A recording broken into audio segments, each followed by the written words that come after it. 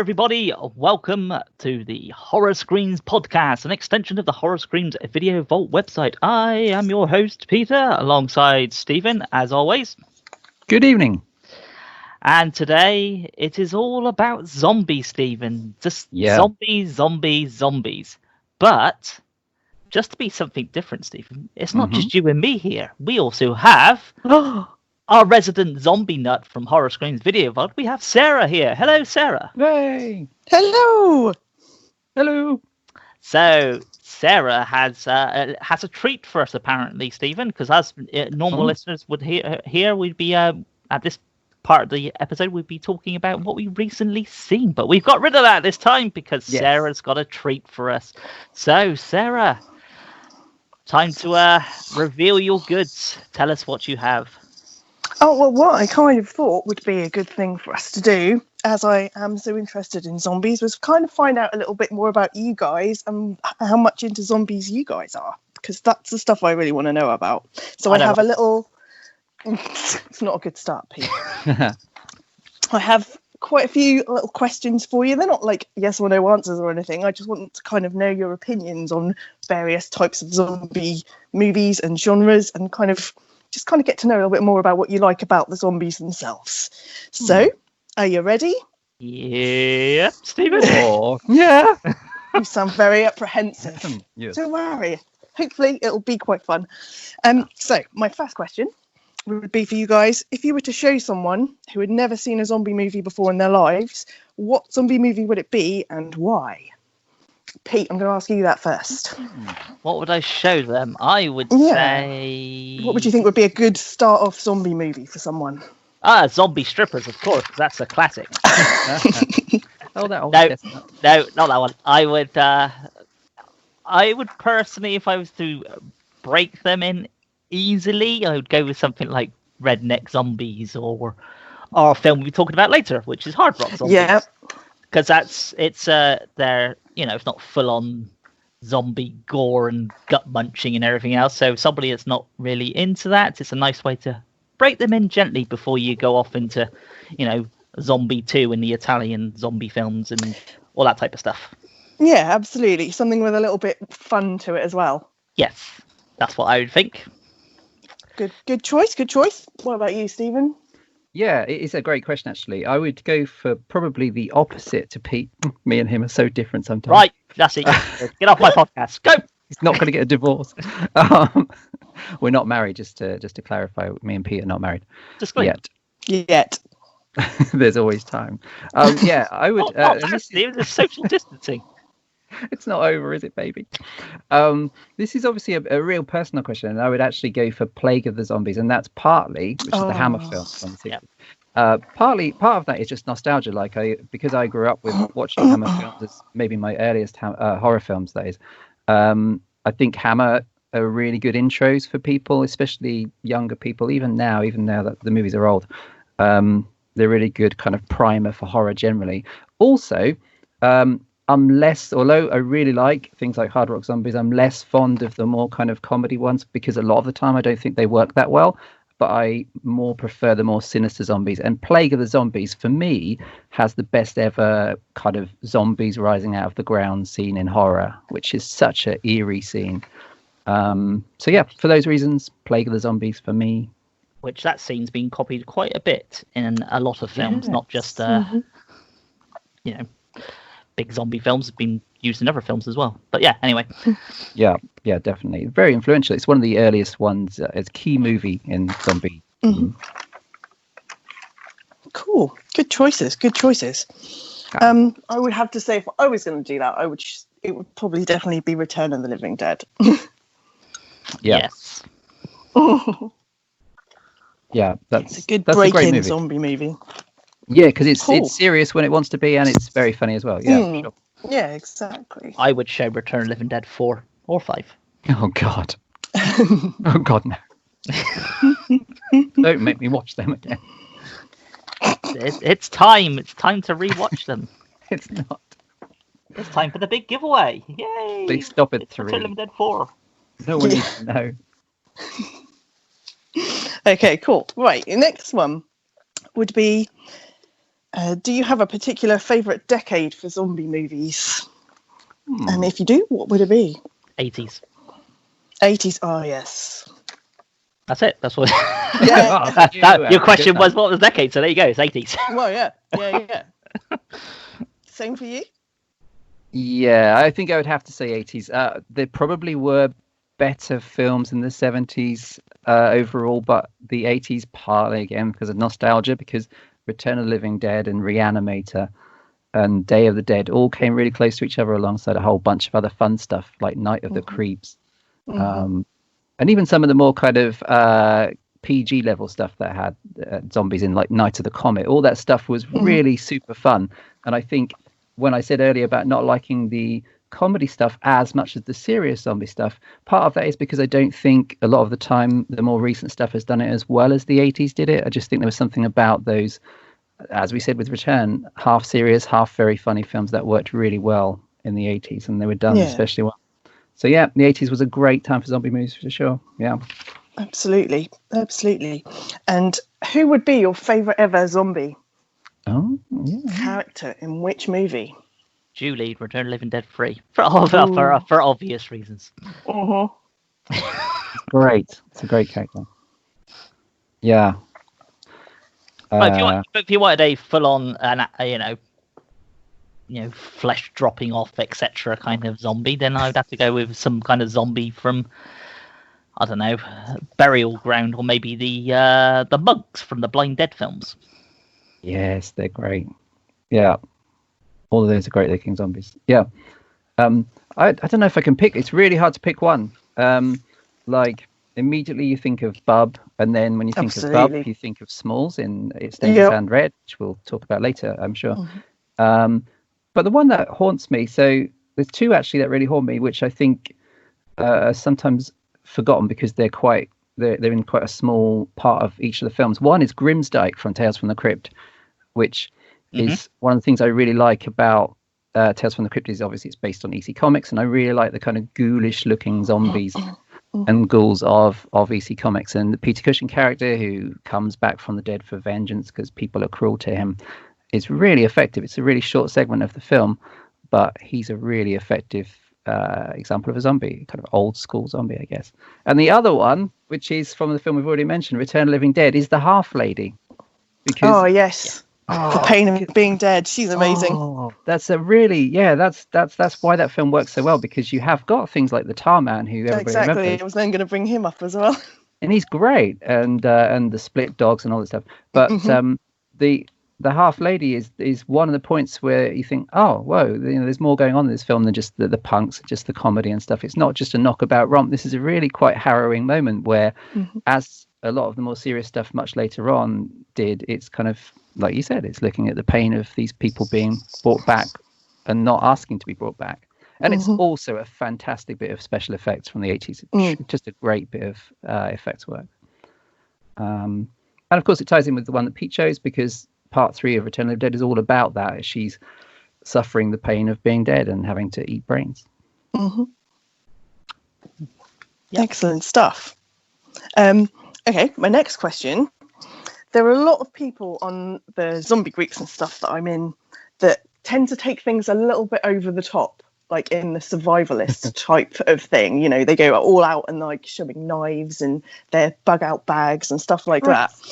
It's kind of scary when you see stuff like that, because you never know what's going to happen. I suppose you have to be prepared for it and stuff. But what do you think you would be? Do you think you would be a survivor in the zombie apocalypse, or would you be zombie chow?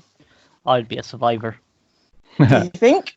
Have you got a little bug out bag set out? I don't have a bug out bag, but I am very good with my initiative, and I'm very good at DIY. So if I need to make something on the go, I'll be able to do that. And and I'm antisocial, so I don't hang around with people. So I'll be fine. What about you, Stephen? Honestly, I would be Johnny in Night of the Living Dead. Is that Johnny? Oh, he's gone. He's dead already. I can't imagine. Barbara, of course. Now, you did. It's like that thing, isn't it, where people find previously unknown strength if, for example, their child is stuck under a burning car. You never know until the situation happens. And it probably will happen the way this year's going. But I assume, just based on knowing me and knowing how rubbish for example, I am at making things on the go, as Pete was suggesting, I think I'd do something ridiculous. I'd make an awful mistake, slow or fast, whatever speed the zombie was at, I'd get my flesh munched, not in a good way. Well, it's the people that prep for a potential zombie apocalypse. Go, yeah, I've stacked up on guns and bullets. Yeah, but yes, but if everything's gone to crap and bullets etc. aren't being made anymore, you can only have so many bullets before you've run out. So absolutely. and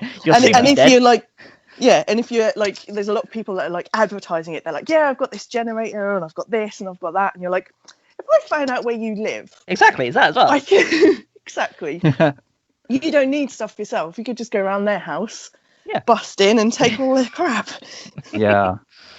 There's also what zombie movies teach us, like the Romero stuff, is that the people you would think would be best in a zombie movie, and that includes the military and the police and everybody else, are usually the ones you've got to be more afraid of than the zombies. So, yeah, you never know.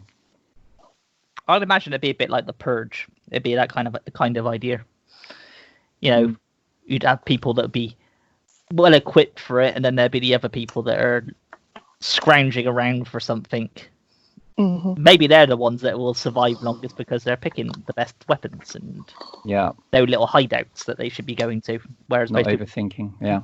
Most people are probably walking around with their heads in their mobile phones, so they don't see all these sort of like crypts and crevices you may potentially see when you're walking out and about. So that could be your potential hideouts. Who knows? Yep, I do that kind of stuff all the time. If I'm driving along and you're passing like certain houses or certain places, I'm always thinking to myself, that'd be a brilliant place to go in a zombie apocalypse. There you go. my thing is, whenever I go to places, where's the exit? That's the first thing you should ever need to know. It's not just, well, Stephen's is, where's the toilet? But mine knows me well. Where's the exit? Because if there's a fire or anything, everybody's going to go towards the front. I'm going to go out the other way. But there you go. Yeah, anyway. You've kind of already covered this one a little bit, but my next question was, do you prefer the funny zombie movies or the more serious ones? Stephen, you've already kind of said you prefer the more serious ones. Pete?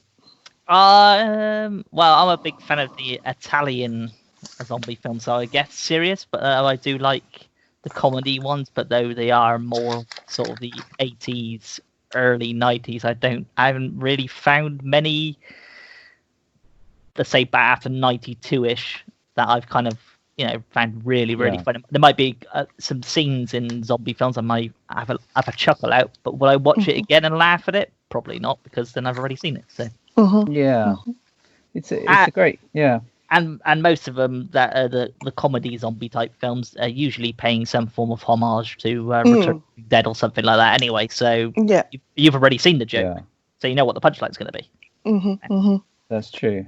And I think the reason why most of those 80s ones are so good, that are the ones we typically think of as funny, is that there are stakes. Like they do have a serious side. Even Reanimator, which is totally mad for a lot of the time, has a really serious ending, and it has a love story that goes really badly wrong, and you feel really bad for them. So I think a lot of the time, if everything is funny, and everything is low stakes in that way, it doesn't usually work unless you're really clever, or you're Peter Jackson and making Brain Dead, where it does really work because it is so imaginative in terms of the comedy and gore.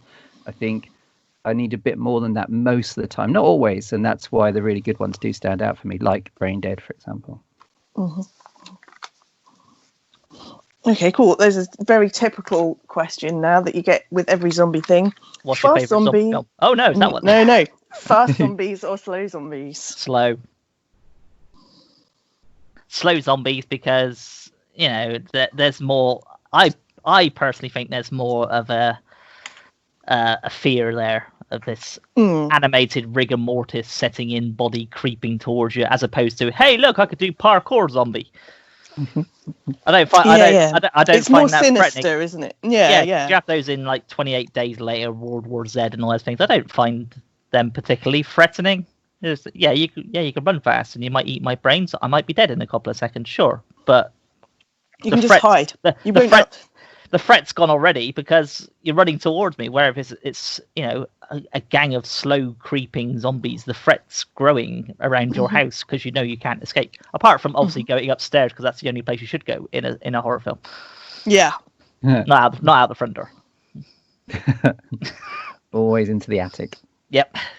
So yes, I would say mortifying. slow ones personally. Mm-hmm. Stephen, what's yours? Yeah, me too. Yeah, and the truly scary zombies. I kind of get what they're doing with things like World War Z and 28 Days Later, the frantic kind of rage victims or whatever they call them. The swarm of zombies is interesting. But I think, the creepiest ones in horror cinema is the Blind Dead or the Romero zombies. Because there's the idea they're more recognizably dead, of course, because they're ambling around. And they often look more dead as we would know it, rather than kind of virus ridden. But also the idea is that however slow they are, you've got to rest at some point. You've got to slow down at some point, so they'll get you in the end. That's much more terrifying. If you're attacked by a swarm of 28 Days Later zombies, you're gone in a few seconds. But it's much more horrifying if you're hiding out for a few days or a few weeks, but eventually your body just can't take it and you have to rest, and you're going to get eaten anyway. I think It Stains the Sands Red does that really well, because the zombie's really hungry, she's really hungry. They kind of get to weirdly depend on each other, but there is the sense that if she lets her guard down at any point, then she's doomed, even though he's the only zombie really that's a threat to her. Dance of the Dead is a cool thing where it makes the slow ones, the ones that have been dead for longer, and the more recently dead just bound out of their coffins, so that's quite a neat idea. But yeah, slow zombies are always my favourite. Well, what's yours then, Sarah, as you've asked us? What do you prefer? I would be the same. It would definitely be a slower zombie for those reasons exactly. Although I do find I don't have a problem with the fast zombies. As in, I do still find them very scary.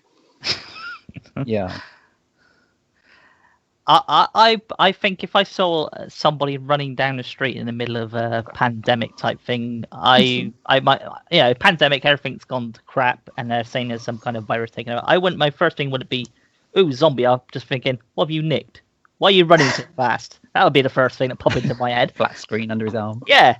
At least I got my 70-inch screen TV. Yeah. I think because I watch so much of that kind of stuff, if I saw someone doing that, I would probably turn and run with them, because of the amount of zombie movies I've watched. I'd be like, oh shit, run.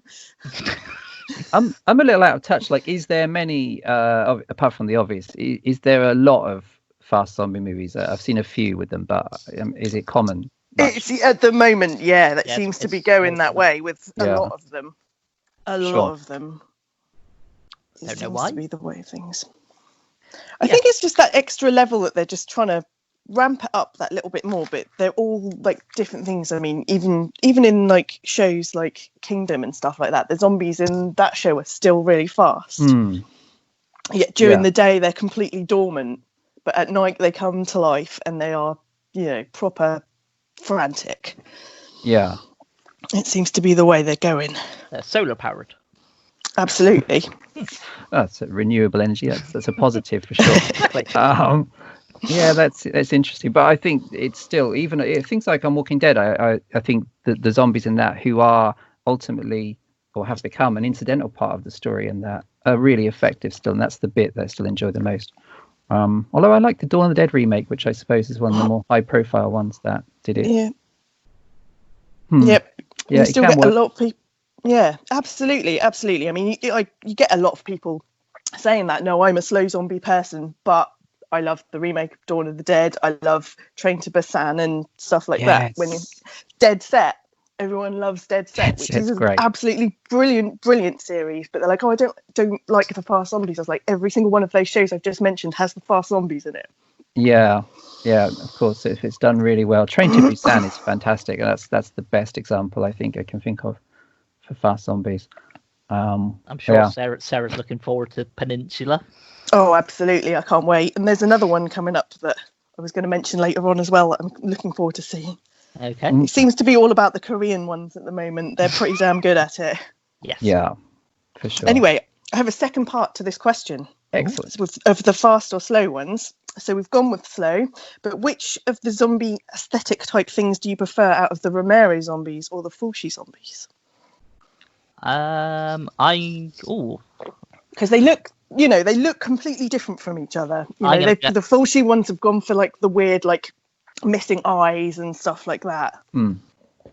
I'm gonna go with the Fulci ones because you have the dead are coming back to life, so that's not just people who have just literally died a couple of seconds ago. You've got the corpses coming back, so you have all like the maggots running around the eyeball and all that kind of thing. So it's kind of more what you suspect, as opposed to the Hare Krishna blue person in Dawn of the Dead. Dawn of the Dead's a great film, but I don't suspect people will be looking around looking like a Smurf. It's a shame. Yeah. Oh, I'm gonna get some flack now. No, I do agree though. They're both really, really brilliant. But the Fulci ones are definitely, your kind of rubber masks and, this guy's been dead for 80 years type thing. Yeah, I've always preferred that kind of thing because that's what I'd imagine a zombie would be like. Absolutely. I'll put a disclaimer back out just in case we get any hate mail. I do like Dawn of the Dead. I'm not knocking it. I also like the Smurfs. Not a big fan of Avatar. I'm still going to get some hate mail then. Oh no, I'm with you on that, Pete. Go on, Stephen. What was yours? Yeah, well, while also not wishing for hate mail or death threats again, I have to say that of the three, Dawn of the Dead is my least favourite. If we're going to think of an example, I think it works really well in black and white. But Dawn of the Dead, as much as I do like it genuinely, I'm not convinced it holds up as well as the other two. And part of that is because of the makeup and the deliberate kind of colour style that they chose. So yeah, the Fulci zombies are more interesting. I think they're much more threat. And the makeup on even things like Burial Ground, the makeup's really interesting. Burial Ground gets mocked and stuff. And it is silly at times, and of course it's got the famous bit with that weird kid that everyone remembers. But the zombie scenes are really effective, and the detail of the kind of oozing zombies is really impressive. The maggoty Fulci zombies are definitely my favorite. And yeah, the more I watch, I've maybe seen Dawn of the Dead too many times, like probably a lot of people, but the more I watch it, the less kind of fond I am of certain things about it. I think it was half an hour shorter, I might prefer it. But yes, the Fulci zombies all the way. I would say, talking about the zombies, yeah, I would prefer the whole, gory makeup kind of thing. It's looking decayed or whatever. You get the idea what they're going for in Night of the Living Dead, Dawn Dead. Obviously, special effects have obviously improved over time, but then you get things like Zombie Lake, where they've just literally got your cheap Halloween face paint and bobbed it on your face, and then go. Yep, and you can see the bits peeling off and stuff. So it's kind of you can go, yes, America's got great zombie movies, but then so does other countries. But at the same time, both also have terrible looking zombies. French were good at certain things, but Zombie Lake was not one of them. Yeah. It has its elements. The ending. It has some very weird stuff going on. Yes. You're just like, did I just see that? But yeah, the whole thing in the hay barn just just weird. But yeah, it's obviously we're talking with hindsight. We're talking what we're probably used to now. Yeah. So of course, back then it would be, oh my god, look at this kind of thing. Maybe sometimes. I just remember the bit of them swimming in the lake as well. That's hilarious. That's the volleyball team. That's a necessary part of the film. It moves the plot on many times. Oh, absolutely. Yeah. Yep, it's a key part. I think it's a great social commentary, that sequence. Anywho, moving on. I want to talk about the volleyball team. Right. Are they okay? Has anyone checked?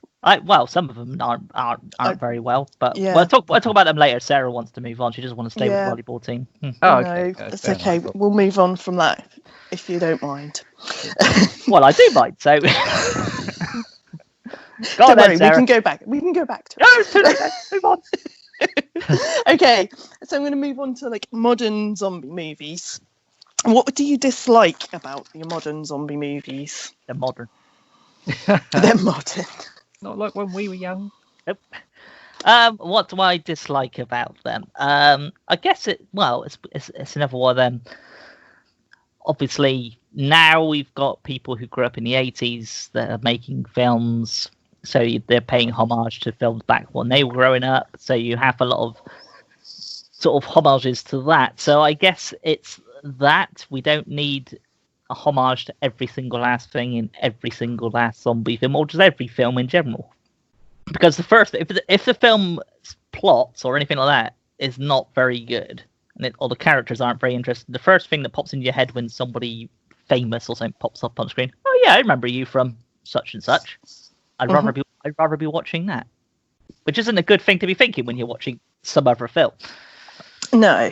But in regards to other things with modern films, I would say, I mean, yeah, there is ones that they write the characters, they've got good written characters, but a lot of them tend to rely more on just how much blood and everything we can get oozing across the screen. So, and you get characters you don't really care for, which I'm sure makes sense in the grand scheme of things for a zombie film, but overall in a film you need at least one character that you can root for. So, but yeah, that's my opinion. So yeah, fair enough. Over to you, Stephen. Yeah, I suppose it's not enough to say that there's too many of them. I mean, that's not their fault, right? If you're just one of the herd. But yeah, there are too many. And that makes it difficult for people like me to find the good ones because they're not patient enough to sit through the bad ones. There are some really good ones, and they do all the right things that the older films do, like mixing humor with horror. But maybe the problem is there's too many out there that just think it's enough to have zombies, and like Pete said, forget about the characters, which is a huge part of things like Return of the Living Dead, and even the Italian stuff have memorable oddball characters. In the Italian stuff, it's just typically really odd-looking people, like Michael in Burial Ground. Yeah, he's 25. He's not a kid. Mummy. Oh yeah, I've watched that a number of times. So yeah, but that's not unique to zombie movies. Like, there's so many low-budget slasher films that have such obnoxious characters. I just don't get it. I don't get why that would be something that any budget level film can take time to create good characters.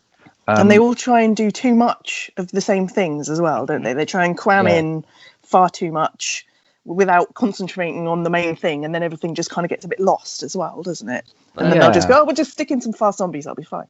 But then that's right. Yeah, you have this with every thing because it's popular, obviously. Yeah, found footage was a big thing. Blair Witch took a couple of years till it kind of built up a bit more steam, and then of course there was hundreds and thousands of found footage films. Walking Dead comes out, and then of course everybody's like, oh, zombies, so you get everything comes out of zombies. But then does the threat of a zombie go when you start seeing a zombie in a Wrigley's chewing gum advert, and you see Disney Plus has a program called Zombies. Yeah. So yeah, how far do you take the zombie thing before you go, it's not really much of a threat anymore, is it? Yeah. Well, that's frustrating because I think it can be, because horror has always done that. Like Dracula was on Sesame Street, or the Count. Quick, do your impression of the Count. He was terrifying. I know you've got some issues with. Get with me. One. Yeah. And maybe the problem partly is that there's so many. Anybody can make a movie now, and back in the day, loads of very cheap movies were really inventive and really clever because they were made by talented people like Sam Raimi and lots of other people. But now anybody can go and make them, and those people are getting their films in Asda for £5 every Monday. It just means that the gems sometimes get lost, which is a real shame because there are still the gems. Oh yeah, there are still some out there. But it happens with everything, like Stephen just said with the Dracula things. You had Bela Lugosi, you had Hammer, and then you got into the 70s and you started having sort of hokey jokey vampire films, and then that wasn't the threat anymore. Then you go towards the 80s and you have the slashers. You got to the mid 80s and you had the hokey cokey slasher films. Then you had the same thing with the found footage films. You had spoofs of Blair Witch Project, and you've had, of course, it with the zombie films. So it's gonna happen with every single last thing. So it's one of the things that just kind of had to go through it. At the end of the day, the classics that you like are still going to be there. You can still watch them whenever you want, and the ones that you didn't like, you don't have to rewatch if you don't want to watch them. You can moan about them if you want to, but at the end of the day, it's not really going to do a lot, is it? Yeah, and the talented people are still out there. So Romero is a great example of that, because he made them from the 60s into, well, close to his death, right? So the fact that he came back ages after Night of the Living Dead and made really relevant films using modern technology, like Land of the Dead, which is this really powerful film. I always really thought that was underrated, with literally the tower. Yeah, absolutely. It's really clever, and it came out at the time of George Bush, and it's full of that commentary, but it also works as a really good zombie film. And then he came out and did a really strong found footage film. I really think Diary of the Dead is a really powerful film as well. So yeah, the talent's still there, and it can make the zombie films as relevant in 2020 as they ever were, and deal with the themes that Romero was always dealing with. But just got to look for it. Just going back to my other point of things going in a rotation. So now it's zombies. What have you noticed in horror films in general is the new kind of, everybody's kind of picking up on that, and we're going to do that film to death? Oh, nobody's noticed. I would say it's the apocalypse, post-apocalyptic thing that's become a very big thing in the past couple of years. There's many films coming out with that idea. Not just not with zombies, but I mean just in general. There's something that's happened, and kind of like a survival type thing. Yeah, it's like Hollywood's trying to tell us this is what's going to happen. You need to prepare yourself. Even like a Quiet Place and things like that. Yeah. That's what I've noticed. I mean, there's probably other things as well, but that makes sense. That's kind of stuck out to me. It makes sense, just like all the eco horror films in the 70s came out as a reaction to so many things, including the first discovery that there's a hole in the ozone layer. Oh, fuck, it makes sense that as we face extinction, which is what we're doing even before the pandemic, there's going to be a whole bunch of those. Have you noticed any other ones, YouTube? Maybe like a little subgenre that you kind of see more of as opposed to maybe a couple of years ago? There's not enough exorcism. Is there still making exorcism movie? There seemed to be one of those every week a few years ago. There seems to be a lot of nun type ones as well. There's lots of nun films out. They're everywhere. Sadly, not that kind of nun film. No, nunsploitation. That was part of a decade, Stephen. That I don't think they'll be coming back anytime soon. What if the nun from the movie The Nun was in a nunsploitation film? Maybe they could bring those back just for her. Think there's a marketplace for one, maybe. Yeah.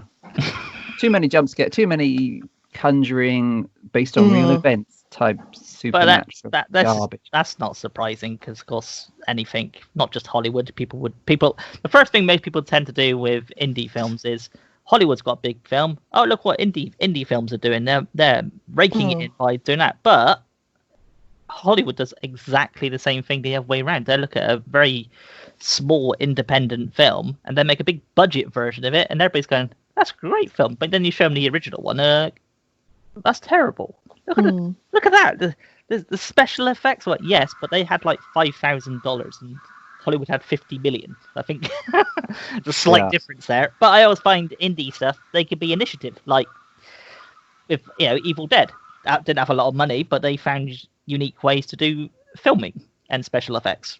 So it's one of them things you kind of got to go with it. You're either gonna love that there's a whole string of a certain type of film coming out, or like I said at the beginning, just stick to the ones you like. Yeah. Any more, Sarah? Oh yes, they're still coming. Excellent. Well, yeah, it would just be about modern zombie movies. We've talked about what we don't like about them, but is there anything that you've seen in recent zombie movies, particular, that you do quite like, and you would think, I hope they would go along those lines a little bit more? Can't think of it off the top of my head at the moment. Stephen, I'll let you take this one first. Yeah. Yeah, there is plenty. There's plenty of really good ones, and they tend to be the ones that are more thoughtful. Like It Stains the Sand Red. That one again. It's on but commission. Have I mentioned It Stains the Sand Red? That's another £5 check in the post. Please send straight away. Yeah, no, there has been, and there's a lot of little ones as well, and they do get lost, and that's why it's frustrating. I think that, like we said, in ASDA you can find about 60 different ones. That, maybe 58 of them are really terrible because the 2020 version of Sam Raimi doesn't have any talent. He's probably got about the same amount of access to equipment, probably better equipment, but he's not talented. But there are little ones like Harold's Going Stiff, and these kind of quirkier films that come out and are really thoughtful and do the kind of stuff that Romero used to do, which was to talk about the times that we live in while also working as a really good zombie movie. Before Dawn was another really good one by Dominic Brunt. And they're really tiny movies, but they have ideas behind them. Absolutely. And Colin as well. Don't forget Colin. Colin's really good. Yeah, it was partly, I think, marketed on however much it cost, which was a tiny amount, but 50 quid or something. They kept saying that it cost, but they did their effects really well for the low budget that they had, and it was quite powerful. You get quite emotional watching it. Yeah, and again, that's because they took time with characters and with story driven rather than effects driven or joke driven. I quite like a lot of the more modest ones that play down the horror. Like I like the Schwarzenegger movie Maggie, which I think is really good. And there's a few like that which are as much about watching your loved ones kind of suffer and die slowly and horribly as they are about zombies, even though they are about zombie viruses. In Maggie, he has to choose between basically euthanizing her or shipping her off to die with strangers in quarantine camps. And it's really powerful. And there's a few movies that I've noticed, like maybe a strain of somber zombie movies, which have less gore and less action, but have come out in the last few years, again, probably because of the bigger picture of the world they're in, which I really like. And that's probably my favorite trend in modern zombie movies. And Harold's Going Stiff is another one, which is funny, but pretty somber at heart. Yeah. I would echo Stephen's thoughts on that. Mm-hmm. If you want to watch a really good trilogy of independent zombie films, watch The Plague by Amir Skaluna. He's obviously made 3 of them, and it follows the same characters through all 3 films until the very end. So check them out. I'm also on commission. I really like those. I really like the quieter ones that go into more detail, like with Colin and stuff. When you actually see them turning and following them through that way, I find that really interesting. Something that they could possibly try and follow on a little bit more. Yes. Yeah. And that maybe comes from lots of things, but I always think that some of these movies owe a lot to the book of Pet Sematary, which is all about that kind of small scale family zombie thing, isn't it, where someone dies and they bring them back and they come back wrong. Really powerful. Keep it going, Sarah. Well, okie dokie. Oh yeah. I still have a good few more questions. That's okay, carry on. Well, it kind of follows on from that, because we're talking about the evolution and stuff of the zombie movies. They're definitely not becoming, the same format that they used to be. And everyone just was a bunch of people, zombie plague happens, they're stuck in a house, that kind of thing. They have to escape. There's so many other different ways of doing it now. Do you have any particular favourites that can put a twist on that? Put a twist on it. They kind of put a twist on the zombie theme, like It Stains the Sand Red. You have that one zombie following one person. Sure, yeah. Can't think anything off the top of my head. I want to see a bunch of zombies in a helicopter, see how long the film lasts before they run out of fuel. That's what I want to see. The zombies are driving it. No, it'd be Arnold Schwarzenegger flying it like in Predator, and and it's going to be under siege. So it's going to keep going like that. Steven Seagal's going to turn up, and he's going to take on the zombies in the back of the helicopter before the fuel runs out. That's so it's all a mixture of films shoved together. That's my new script for this year.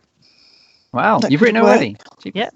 But yeah, a realistic answer to your question, Sarah, is I have no idea. Can't think of it. Twists on like twist on the format. Yeah. But that's Yeah. that would be a twist. that I would do, And the something zombies like that. themselves. I mean, you have some zombie movies that, you know, they're fast, they're ferocious, they're furious, they're going at you, and then you have other zombie movies like The Night Eats the World, where the zombies in that are completely silent. Yeah. You know, that kind of stuff kind of makes you think a bit more. And they do that weird thing with the furniture, which nobody ever understands why. Yeah. Yeah, that's a good movie. That's French, right? It is a French one, yeah. Yeah, that's really effective. Oh, there's quite a few out there, I think. I really like Fido. Oh, yes. What's your thoughts on Fido? I really like Fido. Oh, I actually. haven't watched. It was one I should have watched when I was catching up on things, but I haven't watched that for a long time. But yeah, I remember the collar, him being like a pet. Yeah, the Zomcon collar. One of those. Yeah. It's the collar. Yeah, it's I suppose. Or even that, I suppose, is just an extension of the bub idea of domesticating a zombie. But it works really well because it's set in a kind of awful 50s sitcom style America, and the zombies are like slaves to the people who can afford to have them as home helps and stuff. And Billy Connolly as Fido is one of them. And it works quite well because it's a convincing suburbia where the zombies are wonderful and the home helps, but as soon as something goes wrong, the zombies are the scapegoat. So yeah, I quite like twist on it like that. That's a good twist. The collar's great and awesome, and we can have these modern day slaves. But if the collar malfunctions, then they kind of start to go back to their old ways of being a zombie again. Yeah, that's a really good one. Yeah, and then you have is it The Girl with All the Gifts? Yeah. Where Yeah, that's mostly the kids and cooties and stuff like that. That kind of makes it Yeah. really sinister for me. Children zombies, you know, Yeah, it's pretty scary. there's the 80s one, which is the children, isn't it? Which is where they're exposed to radiation, like a lot of the kind of zombies in cinema, and they come back and hug their relatives to death or something like that. They've got black fingernails, I seem to remember, which makes sense. Creepy. Creepy little buggers. That is creepy. And then you've got the really weird zombies in Cargo Yes, that are Cargo is just really- kind of goopy and bury the heads in the sand and stuff like that. I like the fact that, you know, people are trying to do different things to them. Yeah. Cargo's a great short film as well, isn't it? That's my favourite out of the two. I like the feature one that was really, really well done, but the short film was just fantastic. It's really emotional for a 11-minute film or something. Oh, it's incredible. Yeah, absolutely. And I often think that some of my favorite zombie things are in short form like that, and also the Tales from the Crypt episode I mentioned. But I really like, because again, it has an old school kind of EC comic style ghoul. I really like the zombie that comes back in the Creep Show episode of Father's Day. It's my cake, or where's my cake, or whatever the tagline is. Fondly remember that one. It's a good one. And then it's kind of going back to Fido, but there's kind of a more modern one called Portrait of a Zombie, which is a similar thing where a family has their son is one of the first people to turn, and they decide that, you know, they're not going to let him out to the people to do with him what they will. They're going to look after him at home. Yeah. And that works out really well as well. And they then decide they're going to invite an American documentary team over to come and document his life as a zombie and stuff. It's kind of cool. Yeah. It's a good twist on it. That sounds cool. And we've talked about it lots, but what's the TV series that was really good? The BBC one. In the Flesh. In the Flesh. Yeah, that's really good.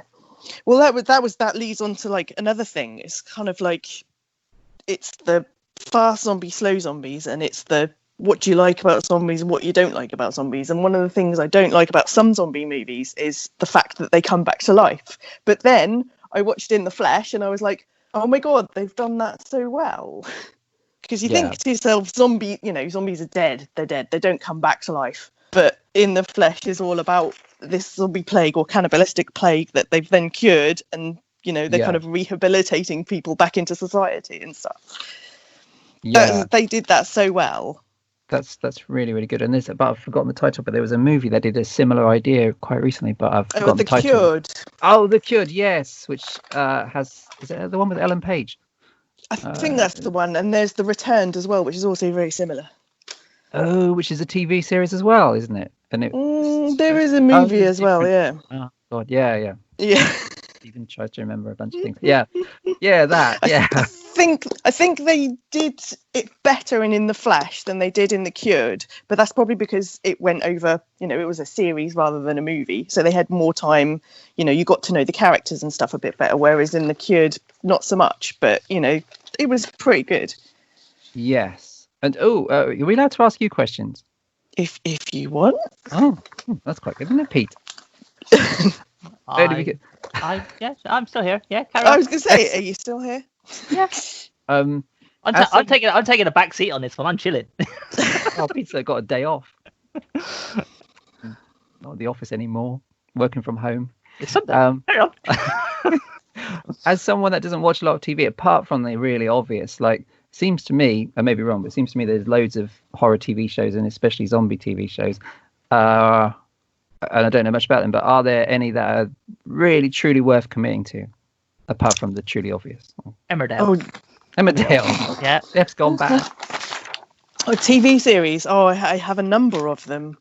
I mean, I was a massive fan of Z Nation as well, but a lot of people don't like Z Nation. I would probably suggest maybe not going with that one to start off with. But Black Summer, done by the same people who made Z Nation, is completely different from Z Nation, but that's another really good one. That's kind of an in-depth, but it goes along a really great timeline. So you can see things unfolding in different episodes, and then they all kind of mash together at the end, which is really clever.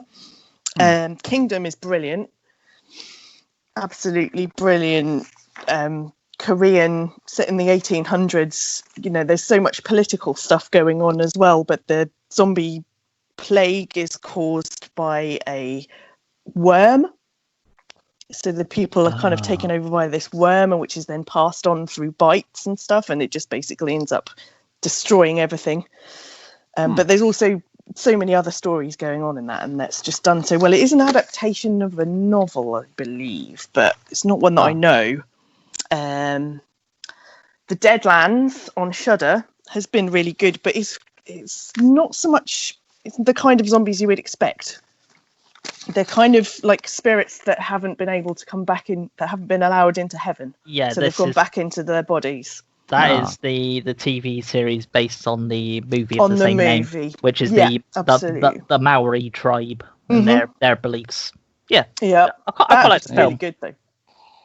Yeah, the film's good. The series is pretty damn good. It's very funny as well. Not trying to be funny, but you can't help but kind of giggle at it. The film's got some elements in it that you kind of go, that's quite funny. It's the same. It's the same with Kingdom as well. Even though it's I think it was on Netflix, and it's kind of overdubbed, which is you can never take it seriously when it's overdubbed, but there is some funny moments to them both. And there was a really good British series that I think it was on a really random channel that I don't know, ITV plus something or other, called Zomboat. Oh yeah, I've heard that vaguely. Yes, Sarah reviewed it for the website. Yes, I did indeed, because it is hilarious. It's done very much in the vein of Shaun of the Dead, so people that would like that would love Zomboat. But there is so much out there. There is a lot out there. I did put myself through the trauma of watching the entire, I think, 6 seasons of iZombie as well. Oh, iZombie. Okay. But I wouldn't suggest you do that. Oh. Yeah. It's a good series, but it's incredibly frustrating because it's all the things I hate about zombies. Oh man. Which does bring me to one of my other questions: is can you sex up zombies?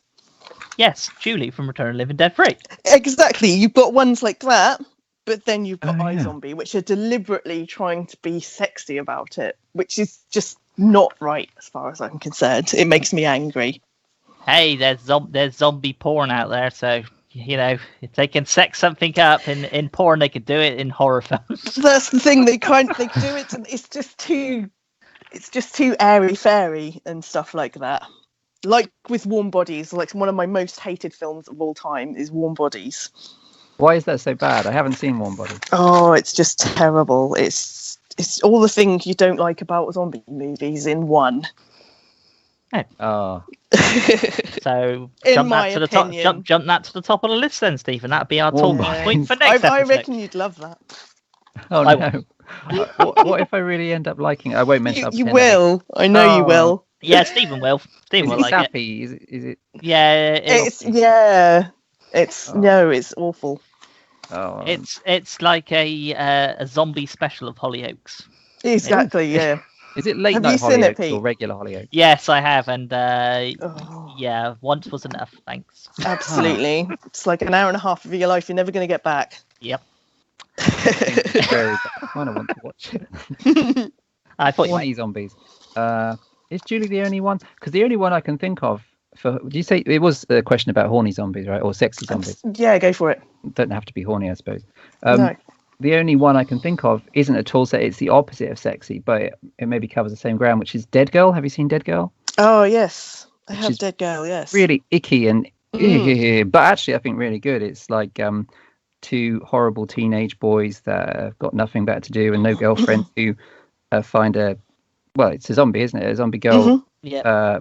chained to a hospital trolley in a building and start charging friends or anybody like a few dollars to have sex with it. But that's very big on disturbing stuff like oozing wounds, and at one point they strap a picture of some other girl to her face, so the experience is not quite as horrific. But that I quite liked, for it's all about the characters. It's a really good portrait of. I'm a little concerned, Stephen, that you find that film erotic and that your idea of erotic is strapping images to other people's faces. I'm concerned mainly for your missus. Is this something that's going to be happening in the future? I've only done that once, and it was a picture of Brian Dennehy that I found, which was a really nice one. The late Brian Dennehy. Why'd you have to bring him up for? I didn't bring him up. He's still in the ground. Oh, I thought it was a zombie special. Yeah. So I suppose there have been ones about yeah. What's the it's necromantic, isn't it? Where yes. Yeah, that's a corpse. Which has got corpse sex. Yeah, there's maybe not as many as we would think. Well, there's the contracted movies as well. They go along those lines. Oh yes, I have. Contracted phase 1 and phase 2. What about both very much about. Yeah, Kathleen. Yeah, that's good, isn't it? Yeah, she's really good in that. I'm sure there is more that we've overlooked. Yeah, there's lots along those lines. I don't have a problem with them ones. It's kind of the more teeny ones, that trying to make them like your Twilight movies and stuff. I kind of feel like you can't really do that with zombies. Team Jacob. Yes. You shouldn't do that, full stop. No, absolutely not. I mean, they went there and ruined vampires and stuff. No, Sarah, Sarah, stop. You're going to set Stephen off again. Team Jacob. Shut up. I know you're all Team Edward. Yeah, although some almost get away with it. Oh dear. That's as far as I got. New Moon was a bit disappointing. There's a few that almost get away with it. Like I quite like Burying the Ex, if that fits into this category, and Life After Beth. I remember quite liking. Life After Beth, yeah.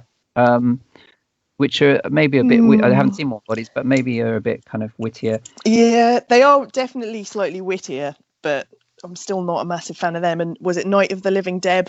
Wasn't too keen on that one either. Yeah, I remember Night of the Living Dead. I think the problem with those is maybe the problem with too many. I'm not a huge fan of comedies anyway, but maybe a problem with too many horror comedies, whether they've got zombies in or not, is they're trying too much to be quirky and wacky, quirky characters, and people like Zooey Deschanel in it. Yeah, maybe. You got anything else for Sarah? I do. I'm still going. Awesome. Okay. Carry on. Well, it's kind of like changing the subject back to TV series. Oh yeah. So, do you think series like The Walking Dead have been good for the zombie genre, or do you think it's then, like you say, just exploded into a mass of people all trying to do the same thing? Well, I'm going to say, as somebody who's only seen the first 2.5 series of The Walking Dead, and I know... Burn him! Yep.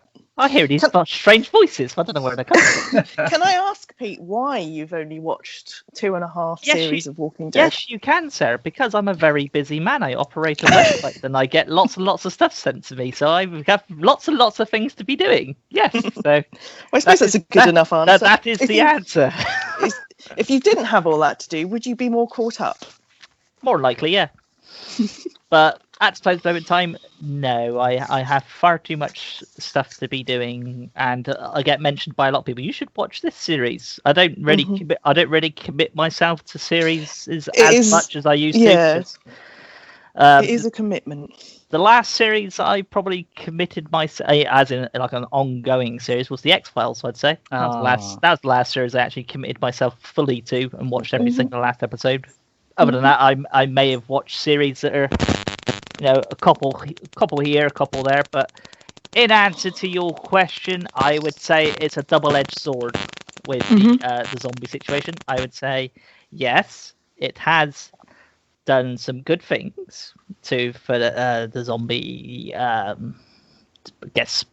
genre or just pop culturing it of itself, but it's also kind of shooting itself in the foot because, as I mentioned earlier, things can only be scary for so long until you kind of start turning them comical, and then it's no longer a threat. So if there was a real life zombie threat, would people be kind of going, it's not exactly scary, is it? It's not what I see on telly. So I don't know. It's a double-edged sword. Did you enjoy the 2 and a bit seasons you watched of The Walking Dead? I did, but then I have heard from people, not you, Sarah, from other people that the series does appear to be dragging on a bit, like it's dragging its heels in certain series of it. So I tend to hear other people's opinions, take them on board, watch whatever it is, and then maybe I'll see their point when I'm watching them. But don't worry, Sarah, probably by the year 2038, when season 56 of The Walking Dead is out, I will be on season 3. Don't you worry. Whoa. Stephen, what about you? Do you think it's been good for the zombie genre, having The Walking Dead? For the zombie genre? I'm not sure, actually. I think it's been burn good. him, Sarah, burn him. I will. Burn up It's real on my easy. list now. Highly flammable. He's old, so he burn quicker. It's It's like it's just already like part ash. yeah, it's just like a bit of dust. Just hoover me up. Not in that way, though, of course. What was the question? Yeah, so I'm not convinced. I mean, I think it's been good in a lot. I think it's been good in the sense, though, it's kind of a revolutionary show for makeup effects on a TV show made by. It's not a cable show, is it? It's made by AMC or something. AMC Networks. Yeah. So a network TV show to have such a gore content and to have such really great makeup effects, I think that's pretty impressive.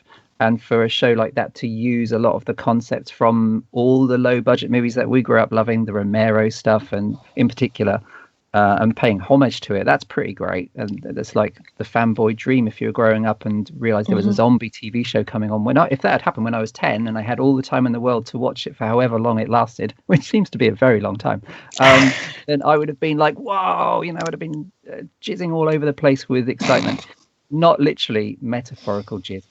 Well, I don't know, going by what you were saying about that picture zombie earlier. that was an example, and Brian didn't see that. Yeah, sure, an example. For those who can't see, I'm doing air quotes. That's what you're doing.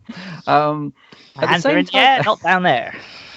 I do agree. I have. You see, I've had a thing with Walking Dead where partly it's my fault that I haven't kept up with it because there's too much and things, and there's that and this, and to get distracted, and then there's a small window of time and blah. And there's too much of it. Like I think 16. Is it 16 episodes a season? Yeah. No, slightly more than that, I think. And we're on season 10. So that's a long commitment, and I have committed occasionally to TV shows, including X-Files. Like Pete is a huge fan of X-Files, but I tend to drift away if something goes on too long. And there's been a couple of points in Walking Dead where I thought, oh no, they're losing me. It's Cold Blue, but then something happens and I'm back, which is happened possibly in season 5, 6, and then Negan appeared. Yep. And there's one of the most horrific things I've ever seen on TV, which was the killing of Glenn. That whole sequence. Oh, which thanks. I was totally on edge. That's absolutely. I was in absolute pieces watching that. Yeah, I think I was literally like on the floor. Absolutely, yeah.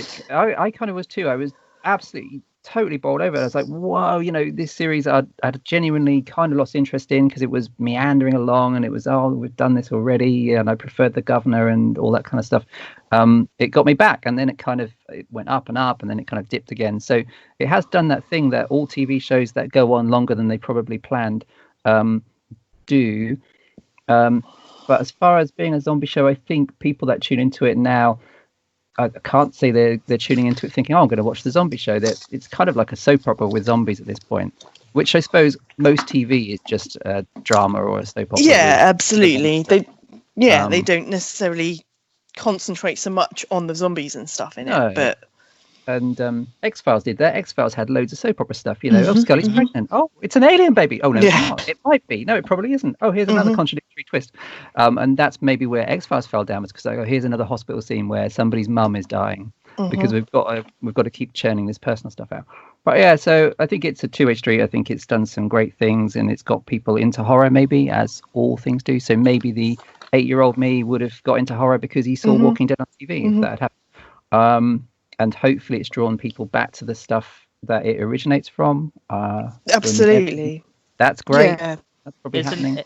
Isn't there the other aspect of it is too much violence on TV? As in, kids are seeing zombies as they are on The Walking Dead or whatever, and they're seeing a certain age, so they're becoming kind of immune to gruesome, disgusting things at, say, age 8. So by the time they're in their teenager stage, it's they're going, this isn't particularly, and then look for the next extreme thing after that and after that, as opposed to where we were growing up. 9 o'clock was the watershed. That's when all the gruesome and naughty stuff came on telly. Now it just seems to be any sort of time, so you don't get that sort of thing anymore. I suppose not, but that is, that never became a restriction for us, though. We still watch that kind of stuff at that age. So I don't think that's necessarily true in that way. It's just people, parents our age now are just like, yeah, whatever, just watch it. Whereas when we were young, you weren't allowed, so you had to do it secretly, type thing. Yeah, I never got that. I get that that's an argument, but I never got that. Because that's what I was doing. I was given the outside perspective that obviously the listeners cannot say what they need to say. So I'm just going to give you what the public will potentially say about that. Yeah, absolutely. I'm pretty sure that has come up a lot with The Walking Dead, but they've always managed to get their way around it. Yeah, but they did tone it down for a little while, didn't they? Which is a real shame. Yeah. And they had the same thing with Game of Thrones, and they had the same thing with just like as we call them in this country, we call them soap operas, but in America they call them serials. That you have the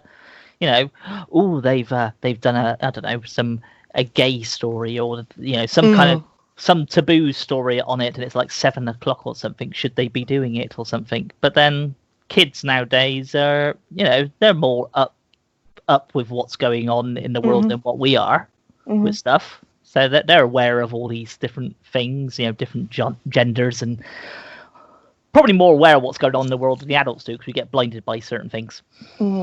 Yeah, I think so. Children are underestimated, but they're an easy thing to the classic think of the children whenever something supposedly shocking is shown on TV, and one person somewhere writes in to complain. Well, that one person out of 8 billion people complains. I better take it off the telly. Ban this film.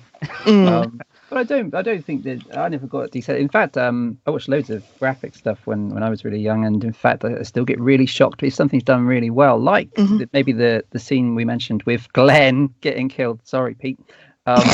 In The Walking Dead. Nobody don't. That truly shocked me, and so I think if something is done really well and it's built on a character that has been developed and that you grew to care about, things can still shock even if you've already been there or been further with scenes of graphic gore. I think that's still possible, and that's where The Walking Dead has done really good stuff. Oh man, I always forget this. What is it? Series 2 with the what's the girl that coming out of the barn? Sophia. That was another bit, just the reaction of Daryl and Carol when they see Sophia coming out of the barn. Yeah. Just rips you to shreds. It really does. Oh, and the other one, sorry, in season 4 with the 2 kids, remind me. Lizzie. Yeah. Carol with the girls. I can't remember. Mika and Lizzie, the 2 little girls. Yeah. See, that is the thing. That is what it does to you. It's been so good to do things like that. It just completely emotionally grabs you. Well, on the plus side now, I am now on season 5 because I don't need to watch any of the previous series. Excellent. So in season, I was going to say to series 10, so I could just move on a bit.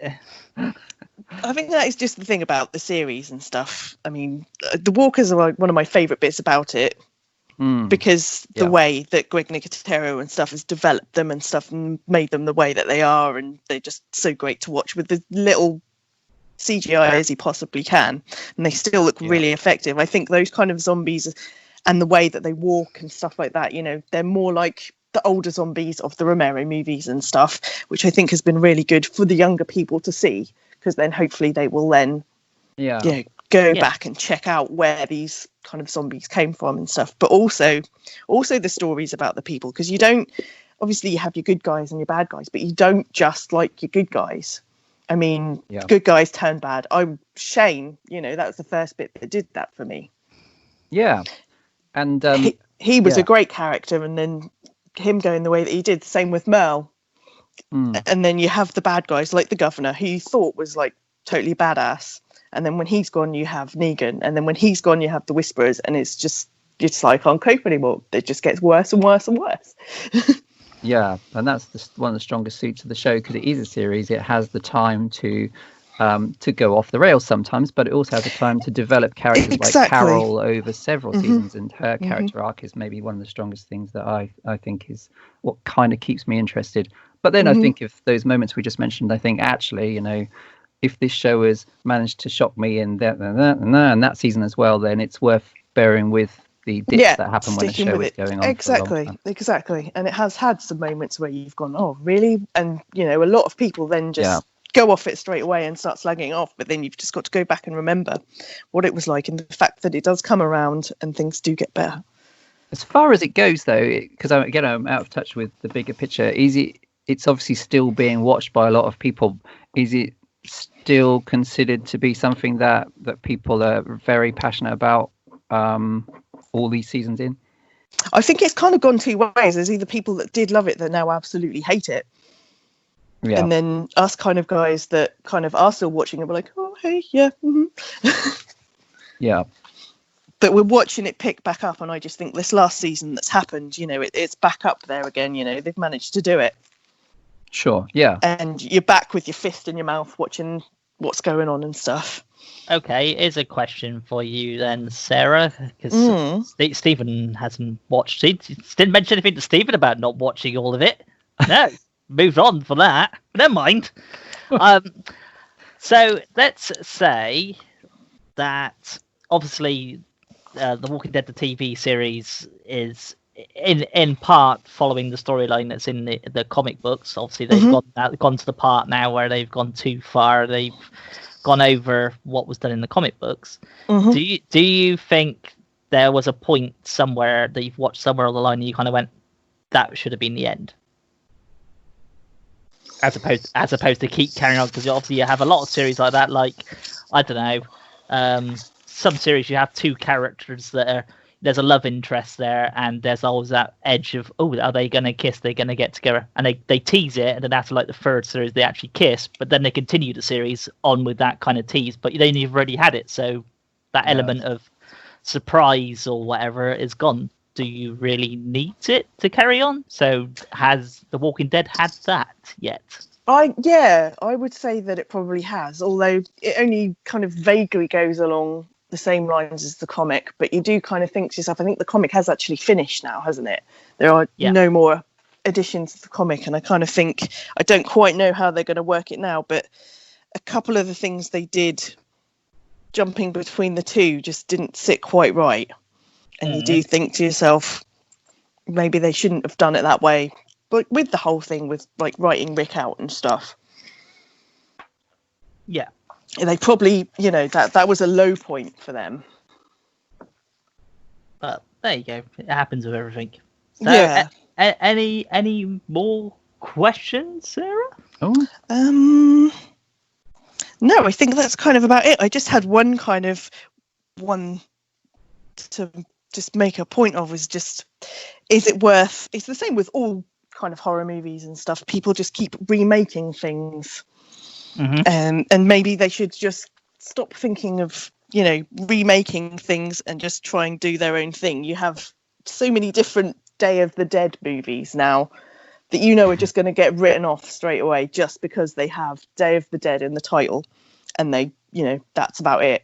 But, people will trash them violently just because of that. Like the recent one, Bloodline.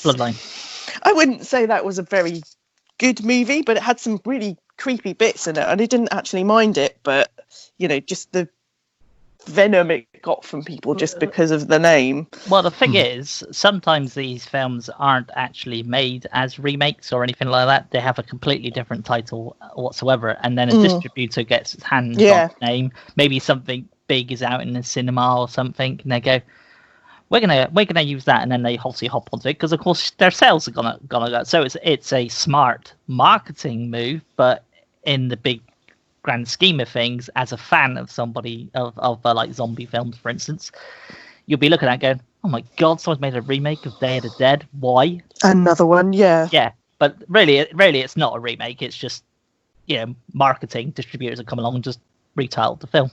It's happened. It's happened for decades, and it will continue happening. I think it's better that you do have the shows that do the little tributes and stuff. Like in The Walking Dead, you notice stuff and go, oh my god, that zombie looks like the zombie from Dawn of the Dead with the check shirt on or something. I prefer stuff like that than things trying to remake things. Well, that's Sarah, as you've been watching The Walking Dead since the very beginning, and presumably Fear the Walking Dead as well, or Fear of the Walking Dead. I take it you'll be looking forward to, was it Nicholas Hoult? Was he the warm body zombie? I take it you'll be looking forward to him having a little pop up on the screen cameo. To be fair, I wouldn't put it past. It's going to be like it was it David Beckham that turned up in Game of Thrones or something like that. Ed Sheeran. Ed Sheeran, yeah. I really hope, but I wouldn't put it past like some of the producers on that show to do something like that. That is one thing that annoys me about Fear the Walking Dead.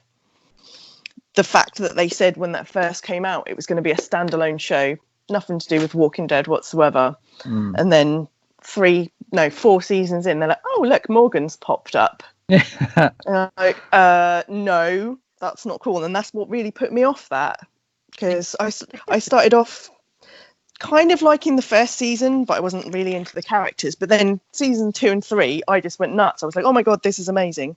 And I've tried to watch season 4. It's taken me forever to sit and watch it because they've put Morgan in it and I've just gone off it. Yeah, that's and they've done the same with Dwight as well, but I haven't seen any of that because I haven't got that far.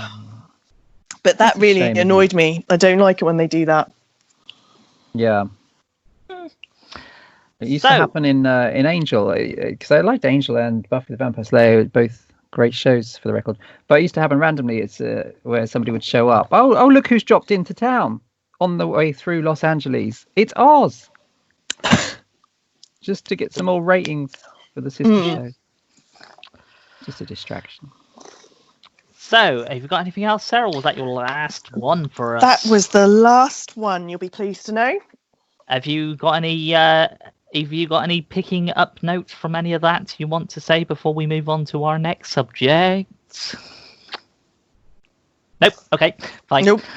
Right then, after our little brief Q&A, we are now moving on to Retro Rewind.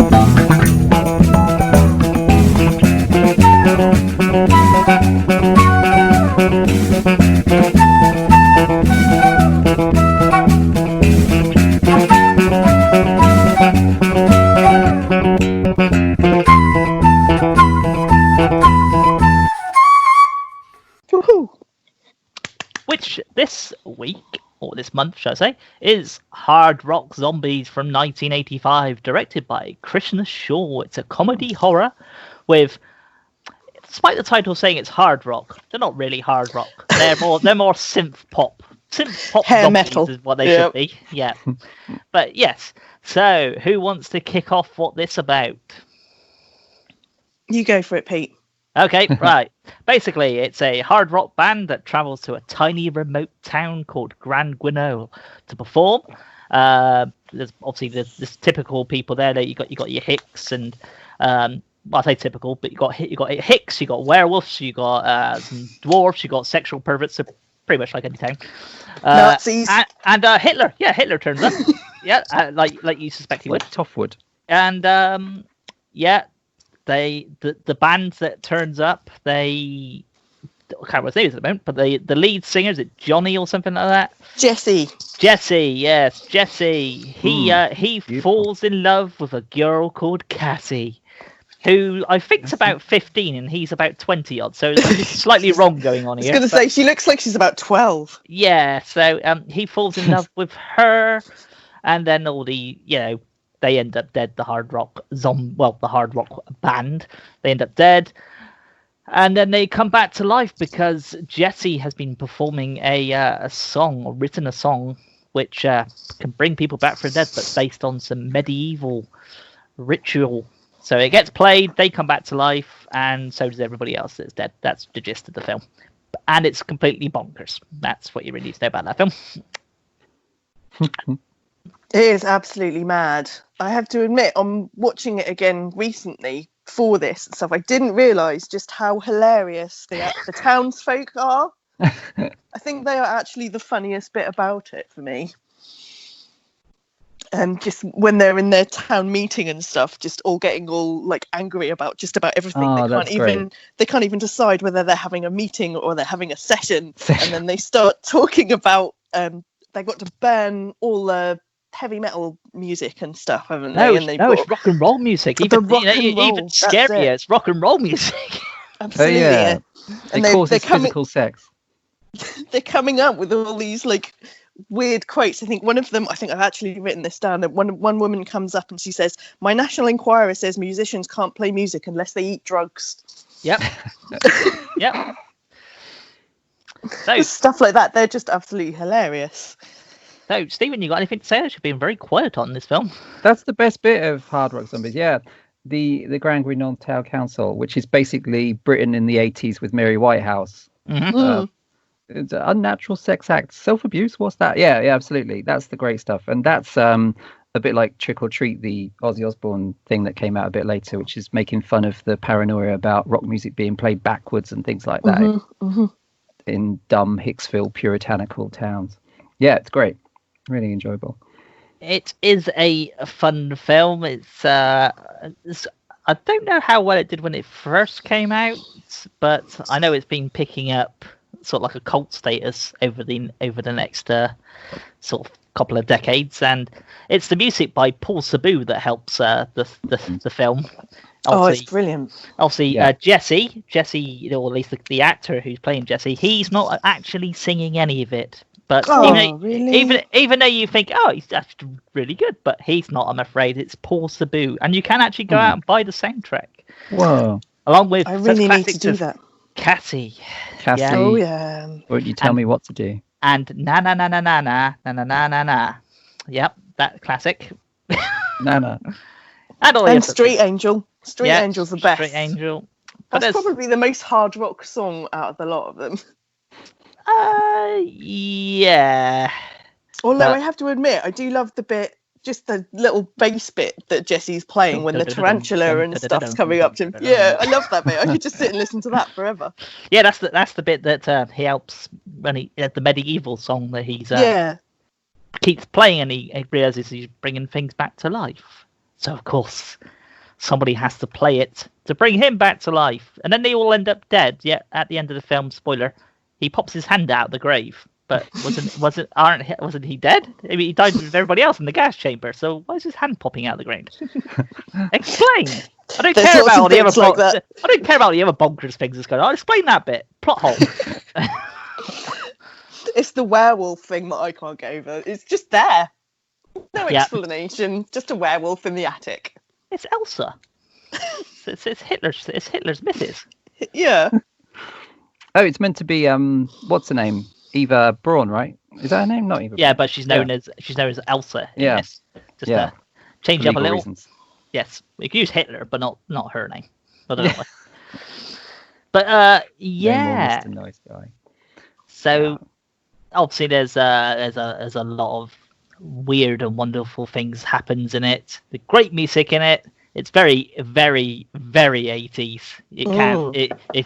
If you hadn't even seen an 80s film and all you just saw was pictures and you said, what decade is this from? You easily go, that's from the 1980s. Yeah, definitely. Yeah. Even the way the zombies walk, it's like they're in an Adamant video or something. Yeah, that was the point I was going to bring up. It's mainly the drummer. It's the bass guitarist. He starts doing the Prince Charming thing. I think, why are you doing that? But yeah, it's very entertaining. It's one of my favourite sort of like out of the box zombies films. It obviously had a lot of these films came out in the 80s with hard rock or heavy metal bands. You had Blood Tracks and obviously more serious and hard rock. Oh yeah, Terror on Tour. Yeah, rock and Roll Nightmare and stuff like that. Oh yeah. So yeah, there was loads of stuff like that. But this is the one that's kind of taken all of that, along with what Stephen said about the people complaining about heavy metal makes people go mad. I don't know why. That's why. That was in the spotlight. Do you actually remember what the name of the band is, though? Because I don't think it's like mentioned. They have a name? They do have a name. Idea. I had to find this out when I was like Whoa. reading up on it and stuff, because I was suddenly like, I had no idea that they actually had a name. But apparently they're called Holy Moses. I don't remember seeing which that. actually is an actual name of a band. Holy Moses. Oh, do you reckon they nicked it from them, or I don't know. Holy Moses nicked it from Hard Rock Zombies? We'll have could to look be. that up. It could be. It could be that. It could be. They could be paying homage to the band in this. Let's have a look, because I know that they are a German metal band, German thrash metal band. That's what I know them as. And it could be they are from 1986. That's when they first formed. So well, there we go. Hard Rock Zombies was 1985. Right. Yeah. Well, actually. The success part was 1986, but the formative years was 1980 to 85. So yes, who knows? Okay.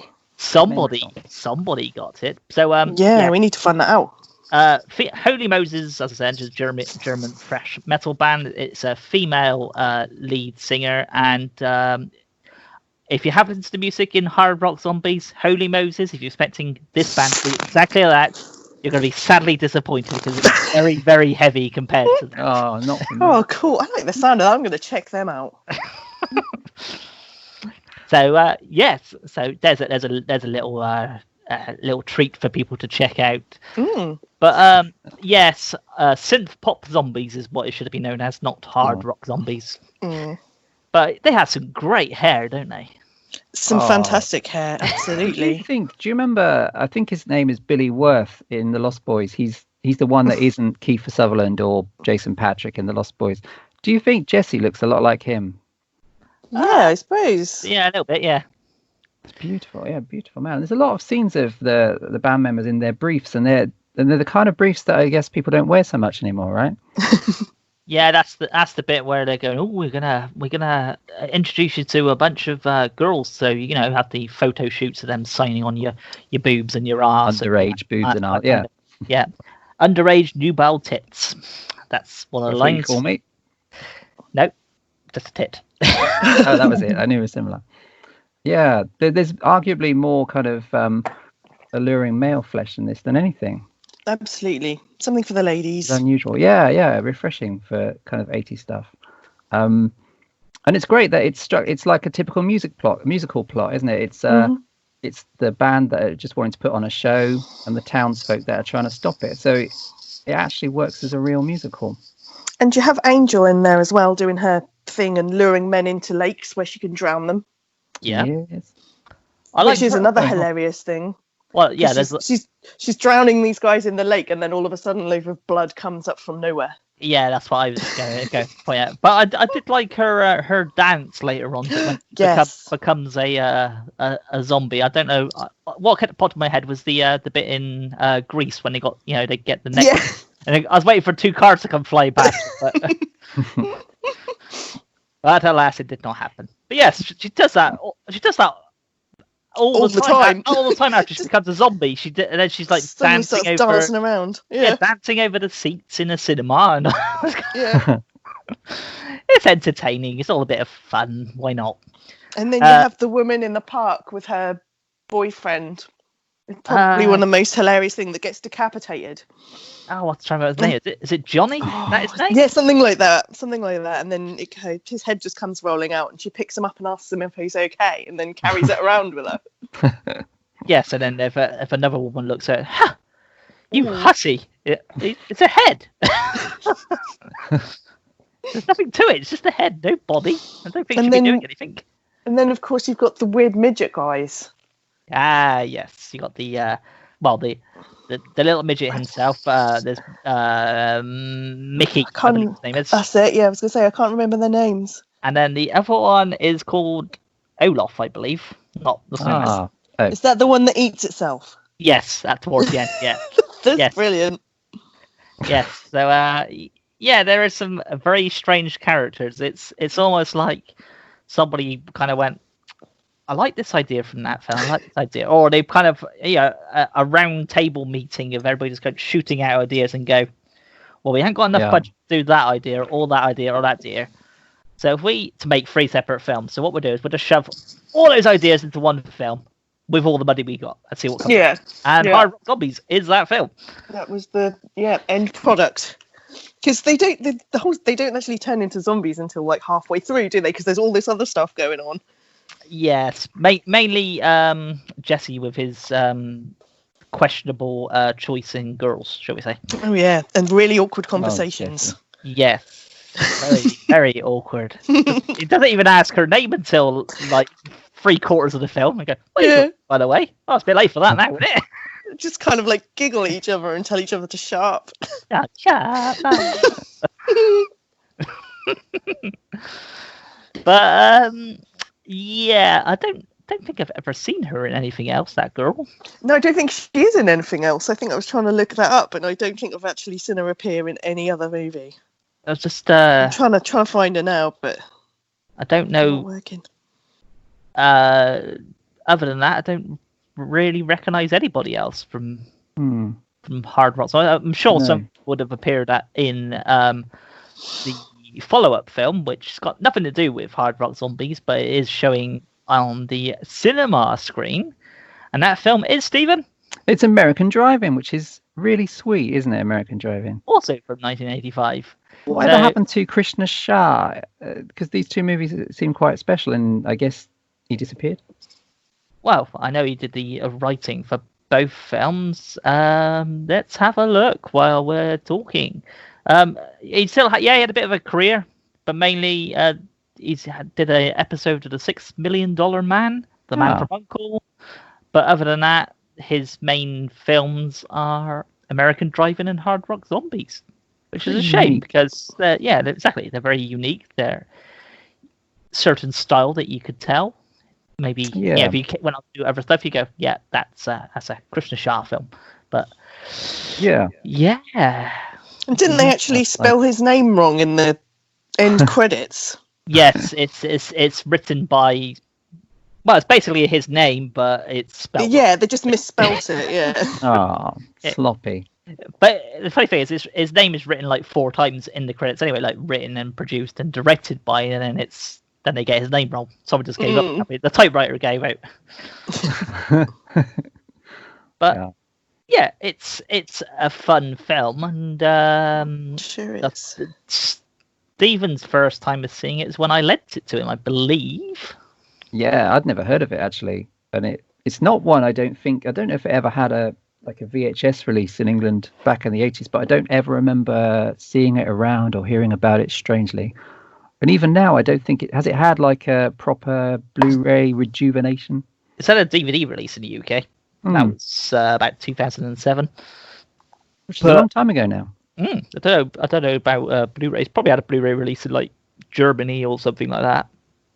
I was thinking, it's nowadays Nazi zombies have been pretty common. We've had quite a few Nazi zombie movies, but back then there weren't many. The only one I could think of before was like Shockwaves, and Death Ship's got like a Nazi element to it. But this would have been the only kind of horror movie I can think of with a comedy Hitler. It's kind of unusual for sure.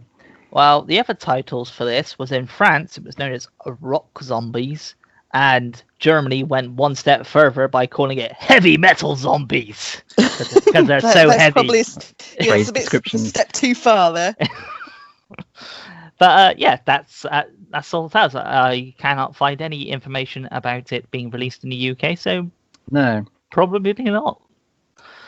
But yeah. Interesting film. Definitely one to put on your watch list if you just want to. Yeah, maybe you're like Sarah. You want to pretty much see any zombie film that's out there, and this would be one to put on there. Maybe you'll like it. Maybe you won't. But it's the thing that you will find is you will at least laugh at it and probably start singing the tunes after the film has finished. Where intentionally or not. Cassie's a great song. That's actually my kind of song, Cassie is. Yes, Stephen, we know. I can't help it, it's true. So, anybody want to bring up anything else about this part? But it does actually have some quite good special effects in it. With the John Carl Beekler that did the effects. That's what I was about to say. That's why I mentioned the special effects, because I thought I'll just say special effects, see if somebody brings up the name. So yes, it was him, the late John Carl himself. Yeah, some really good special effects. He did mainly the sort of like dwarfy ogre thing called Olaf that's eating himself that Sarah mentioned earlier. He did that, and the hand chopping off scene that Angel has at the beginning where she starts singing "I want to hold your hand." But there isn't obviously loads of like gory special effects in it, but it's entertaining. It's more light-hearted fun more than anything. So yeah. Anybody want to say anything else on it? Well, nope. I think that's all good. I think it's one of those things that for a movie that's all about idiots in small towns getting offended by everything, that if this would come out now with its midgets and gas chamber big finale, there would probably be a couple of people finding it offensive. Oh yeah. Because nowadays everybody's offended by something. Yeah, and that's got a lot of things that people would get offended about. Yes. It is worth pointing out that the guy who played Mickey, Phil Fondacaro, was also in things such as Hellraiser 4 Bloodline. He was the jester surgeon. But he's also, going back further into his IMDb list, he appears in Phantasm 2 as a hooded dwarf. Also, he's been typecast now. He was also in Willow as a dwarf. Oh, yeah. He was also in Ghoulies 2. Yes. And in Troll. That's what I was about to say. He's also as two characters in the film Troll. He's really cute in Troll. Yeah, that explains maybe the John Carl Bigler connection, because it all links to Empire Pictures, doesn't it? Yeah, and unsurprisingly, you'd find out that if you went all the way back to the beginning of his career, so towards the beginning of the 80s, he was in Star Wars Episode 6, Return of the Jedi, as... Ewok. An Ewok. An Ewok, yeah. Little bastard. He did apply to become Chewbacca, but they said he was too small. Heightists. Try these things. There we go. So yeah. So he had actually had quite a good career. That's not a bad career, actually, is it? No, I mean, he's still going now. So yeah. I didn't know it was him, because I really like Troll and Ghoulies 2. Oh wow, that's mad. Yep. So he's the one that has the eye patch. Yeah. In Horror Zombies. Yeah, that makes more sense now. Okay, yeah. Yeah, so just one of the many films that he's appeared in. So, Sarah, how many times have you actually watched Hard Rock Zombies now? Because did I introduce you to it, or was it? Yeah, you certainly did. Yes. So how many times have you seen it? Oh, God, I've probably seen it about 4 or 5 times now. It's definitely one that you can keep going back to. You just notice different things about it every time, like the things with the townspeople and stuff. You've got. I didn't notice it so much to start off with, to getting into the songs and the zombies, and then you're like, these people are absolutely batshit. Yep. They are the funniest thing for me in the whole film. Did your partner ever walk into you while watching this and think, what the bloody hell are you watching? Yeah, I think he started off trying to watch it, and then the werewolf turned up, and he just went, "Nah, I'm out." Got up and left. It's like, what? It's just getting started. It's just getting good. Oh dear. I just remembered another thing that cracks me up about the villagers or the town people.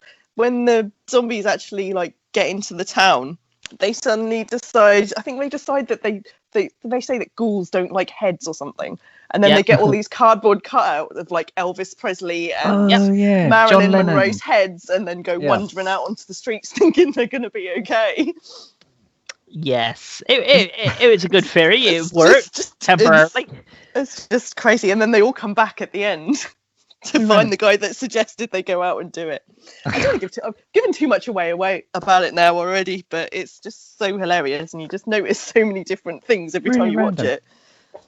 Which is one of them things that I like about these sort of films. You can go back and rewatch them and find stuff that maybe you didn't spot before, which surely is what you want in a film, is the rewatchable absolutely quality of it. Yeah, you want to be able to rewatch it and again and find different things. But you've always come up with films that I've never heard of before, Pete. I mean, when we were trying to decide what film we wanted to do for Retro Rewind, you came up with two of them that I'd never heard of before. Redneck Zombies, is that your one? Redneck Zombies and Ninja Zombie that I had then. That was like, oh my god, I have to get these.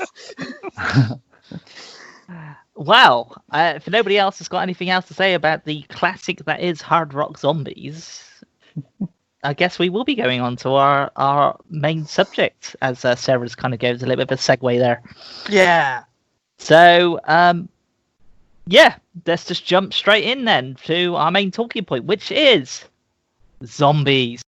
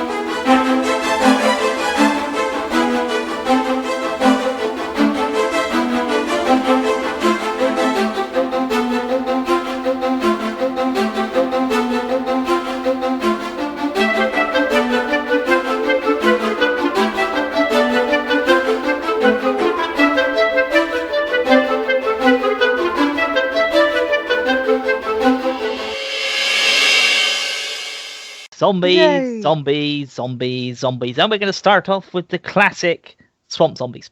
But not actually. Oh God, don't. We're not going to start with that. We're not going to Don't bring that up again. No. You can talk about any zombie thing you want. I just thought I mentioned swamp zombies for the fun of it. It's a great artwork. Beautiful artwork. That's all I will say about swamp zombies. You've actually watched it now, haven't you? I tried. I didn't actually watch all of it. Oh dear, sir. You missed the best part. It's 2 hours long, Pete. 2 hours. You missed the best part, though, Sarah. Which was the best part? It was the fact that it reveals that there's going to be a sequel. Ah, yes. The sequel actually looks quite good. I'm so going to watch that. That's it. You watch the second one and then watch the first one, pretend it's a prequel. Yeah. That's the thing. I will watch anything. If anyone tells me this film has got a zombie in it, I'll be like, okay, I'm on it. Oh dear. And I will watch anything. Pirates of the Caribbean Stranger Tides has got a zombie in it. I know, I've seen it. There you go. That's why I started watching Game of Thrones as well. Got zombies in it, yeah. Because of There the are White zombies? Walkers. Oh, I didn't know. Yeah, Ah. exactly. That's what got me into Game of Thrones.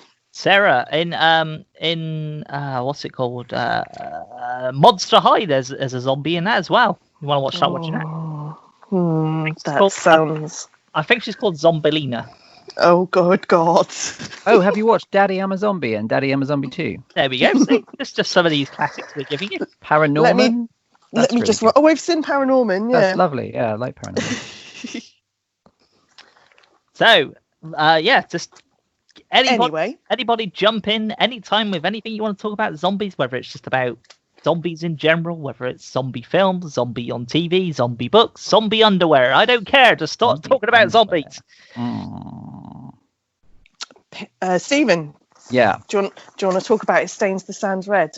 It stains the sands red. Sad. Even though I like it so much, I keep forgetting. It stains the sands, or it stains the sand? It's the sands. Sands. Yeah. Not Yeah. just, Okay. Yeah. well, how's it sands anyway? Because sand is a plural in its own thing anyway. So how is it sands? It Makes stains no the idea. sands. Do you talk about the desert sands or the Yeah. desert sand? Yeah, the desert No, sand. it's the desert sands. Sand on the beach. Beach sand. You Desert don't- sand. You say beach sand. You don't say beach sands. It's gonna bring I build a will sand from now park. on. Yeah, that's what it's going to be from now on. Anyway, but Sandy let's get away from grammar school and move on to actually talking about the zombies. Maybe that's why the movie, because it stains the sands red, should be better known. I mean, it probably is known, but I don't ever hear people talking about it. But maybe it's because there's so much stuff again. Probably. Yeah, Very- maybe it kind of went a little bit under the radar. And then you had The Night Eats the World kind of came out at the same kind of time. Because I remember we were talking about both of them at the time. And it was easier to get hold of The Night Eats the World than it was It Stains the Sands Red at the time. Yeah, sure. Yeah, that's right. Because I don't But they're even two know. completely different movies. Okay, Yeah. well, you've both gone with sort of more straight edge zombie type films. So just to kind of follow on from our previous talking point of hard rock zombies, we'll start with the fun kind of, well, I say fun. Yeah. The ones that are kind of light-hearted, fun type of stuff before we start going into the more dark depths of zombie culture. So you, of course, will be jumping into things like Zombieland 2, Dead Don't Die, Pride and Prejudice and versus zombies. I liked that. Little Monsters, that's another one you can chuck in there. Yeah. But there's loads of stuff. There's loads of those sort of films, but that's just a little thing. I was going to say Anna and the Apocalypse, but It's brilliant, Pete. That's a good introduction movie, isn't it? It's kind of a jokey, crossovery, singy thing. But the zombies are really good. The zombie in the snowman costume is just the best. Yeah, I love Anna and the Apocalypse. It is a I great think one. you mentioned both of them in that bit just there. I think Zombieland 2 is everything that's wrong about bad zombie comedies, but Anna and the Apocalypse is everything that's right about the good ones. Which is why I put him in a big list like that to see how everybody. I obviously didn't mention Shaun of the Dead because I thought it was pretty obvious, but I thought I mentioned some of the more recent ones. Yeah. So I just wanted to see what everybody's opinion is on certain things like, say, Pride and Prejudice and zombies. Does that kind of idea work where you take a classic sort of book, so like Jane Austen, and then chuck zombies into it? I think it worked. I think it worked definitely better as a book because I have both. I've got the book of it and the movie of Pride and Prejudice and zombies, and it did definitely work better in the book. But I think they made it work for the film. Okay, so let's move it on a little bit further too. Does Zombieland was it worth having a sequel, or was the proposed TV series that kind of happened but then never happened, was that the way it should have went? Oh, I'm glad it didn't go the way of the series, to be fair, because they were clutching at straws with the first one, as far as I was concerned. But I actually preferred the second one to the first one. I haven't seen the second one. I've only seen the first one, and can't say it's particularly my sort of thing. I like Emma Stone. I like Woody Harrelson. Yeah. I love Bill Murray. Yeah, But it just yeah. doesn't really do anything for me. No. So you got those sort of comedy-esque elements, and of course you mentioned The Dead Don't Die, which you've both seen, I believe. Oh, yes. That's wonderful. Yeah. That's just so random. And the best zombie in it, of course, is Iggy Pop. How could you Iggy not? Pop. You know. Yeah. Oh, Dead Don't Die is fantastic. And he's very good. And then very underrated. Everyone hated it. Oh yeah, they did. Going on to the musical They're all wrong. aspect of things. So you both chucked your cards on the table and said, Alan and the Apocalypse is fantastic, amazing, the best film ever. It's if Oscar Wilde and everybody else got together and wrote a film, it would be that. Maybe. What is your opinion on another musical zombie film called Little Monsters then? I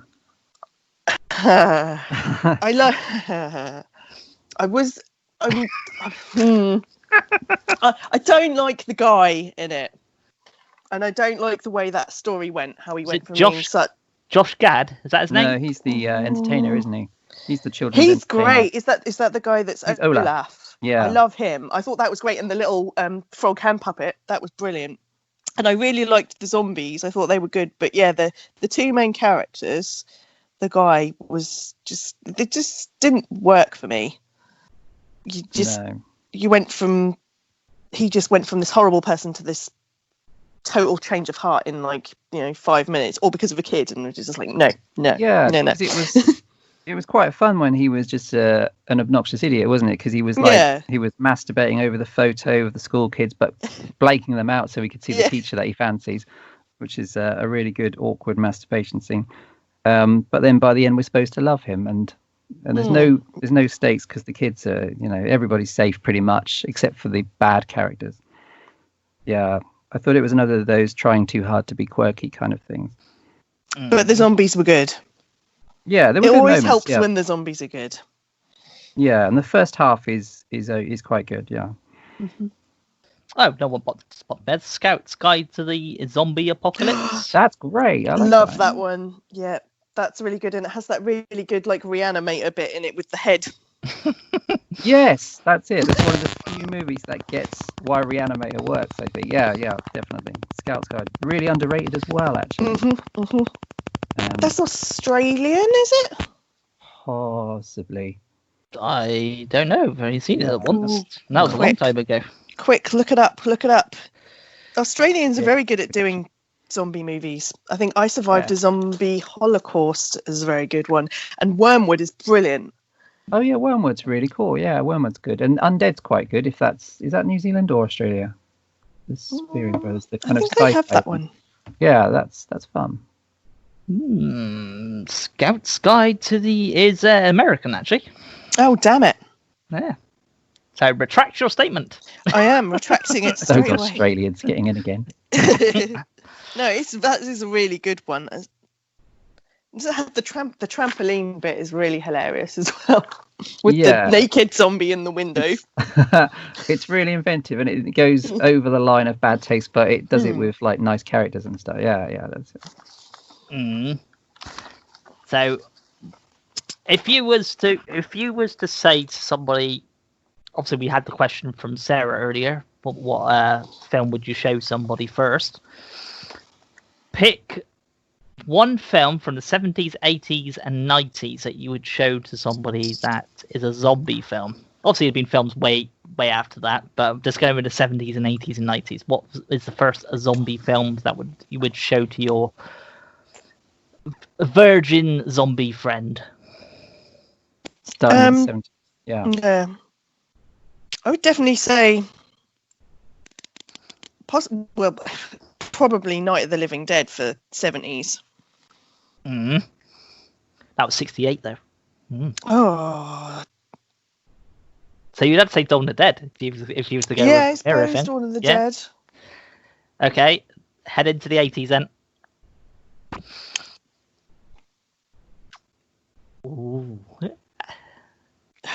Day of the Dead. That's my all-time favourite. Day of the Dead's great, yeah. Okay, and in your 90s one, what would you go with a 90s one? Oh, there's some good 90s ones as well, though. Well, Brain Dead. While you're thinking of a 90s one, Stephen, what's your three? Oh, for me, for the 70s, almost Death Dream, but actually probably Living Dead at the Manchester Morgue, which is fantastic. That covers the basis for me. It's very creepy. There's not much gore in it, actually, not as much as I thought when I rewatched it, but what gore there is really effectively done, and it's got that nice feeling of like modern day life and almost eco horror with the pesticides that kind of set it off. It's like modern life. Everybody needs a haircut and a beard trim. Yeah. And the opening sequence was taken by Shaun of the Dead, where it's showing, a typical city centre that pretty much they're all zombies already. Okay, so that's your 70s one. What's your 80s one? 80s. I think the one that always holds up, probably better than anyone else, almost Day of the Dead, but probably Reanimator, because I think that's the perfect storm of like slapstick comedy, like the stuff with the head from Dr. Hill. And when it turns serious at the end, I actually think it really works. Okay, and then jumping into the 90s then. 90s, a lot of 90s horror was just rubbish. But best zombie film of the 90s for me is Della Morte Della More, which is beautiful and funny and very sweet, very lovely. sexy. Rupert Everett's Yeah, fantastic in it. Isn't it great, though? It is a fantastic film. That is maybe a high benchmark for zombie movies generally. And the last bit with the snow globe, the shot of that is just beautiful. It's I have to watch it again. I haven't seen it for a few years, but it's special movie that. Well, I would have went with obviously, I'm quite a big fan of the Italian films anyway, so I would have went with Zombie, or Zombie 2 as it's known to certain people. Then I would have jumped into the 80s with, should I go with that one? Because they're not really zombies. I was going to say Nightmare City, but, they're not really zombies, are they, Stephen? Oh, they're just like infected people that look like zombies. That's got Rice Krispies stuck to their face. Yeah, they fell asleep in their breakfast in the morning. Have we asked Umberto Lenzi what he thought about his contribution to the zombie genre, that he invented it? Yes. But I'd probably say Virus, actually. That might be the one I might went for from the 80s. And then the 90s, I probably would have went with Della Morte Della More, just because it's something different as opposed to just being, pure gut-munching zombies. Hey, this is I was a bit stuck with the 90s. What are the other zombie films from the 90s I've temporarily forgotten? Well, good ones, that is. Good ones? Yeah. Oh, well, there wasn't, as we know. Was that the only one? No, there was quite a few zombie films released in the 90s. Obviously, as you correctly just said then, there wasn't many good ones, but there was things such as... where's it gone? Lost my listing. Cocoon. No, that was Biozombie, which is a Japanese film. That came out. Oh, yeah. And there was Black Demons, which is known as Demons 3. That's got zombies in it. So that's Lamberto Bava. But you had a lot of that sort of stuff coming out. I've just thought of one. Brain Dead, Bride Reanimator. Yeah, that's good. We mentioned Della Morte Della More, Cemetery Man, is also known as Chopper Chicks in Zombie Town. That's one you can check out. Oh, that's a good one. Yeah, that's a trauma film. That's got Billy Bob Thornton in it. Man. It has indeed. Yeah, that's not great, but it does have him in it. It's not great, but it's worth a watch. Hey, what about iZombie, the really good British one with the guy Chronicles of Pain? Yeah, I like that. I'd forgotten about that. I really like that one. Good. Is that a 90s one? Late 90s, yeah. That's a nice that was kind of ahead of its time, really, because there were more films like that later on. There's another one that went about the twist differently. It wasn't your typical zombie movie, was it? No, and it felt kind of real, and you really feel it, don't you? You kind of absolutely. You can watch him completely rotting. Yeah, and I don't remember before that if there were that many films like that, like Character Studies. There were a lot later, but Yeah, they need to do more like that. I like those kind of think ones. so. If you head to 93, there's Ed and his dead mother. Ooh. Yeah. Hey, does Evil Ed have some zombies in it? Is it Evil Ed, the one with the film censor? Yeah, but I don't think there's That's many. part of the many film in in it. the film or something. I can't remember. Yeah. It's good. You know. But no, there wasn't. Well, not really surprising because the horror genre was kind of dipping then. Oh, sorry, hang on. Then Scream came along and rejuvenated things. I better put that out there. Do you know what I find really depressing apart from that?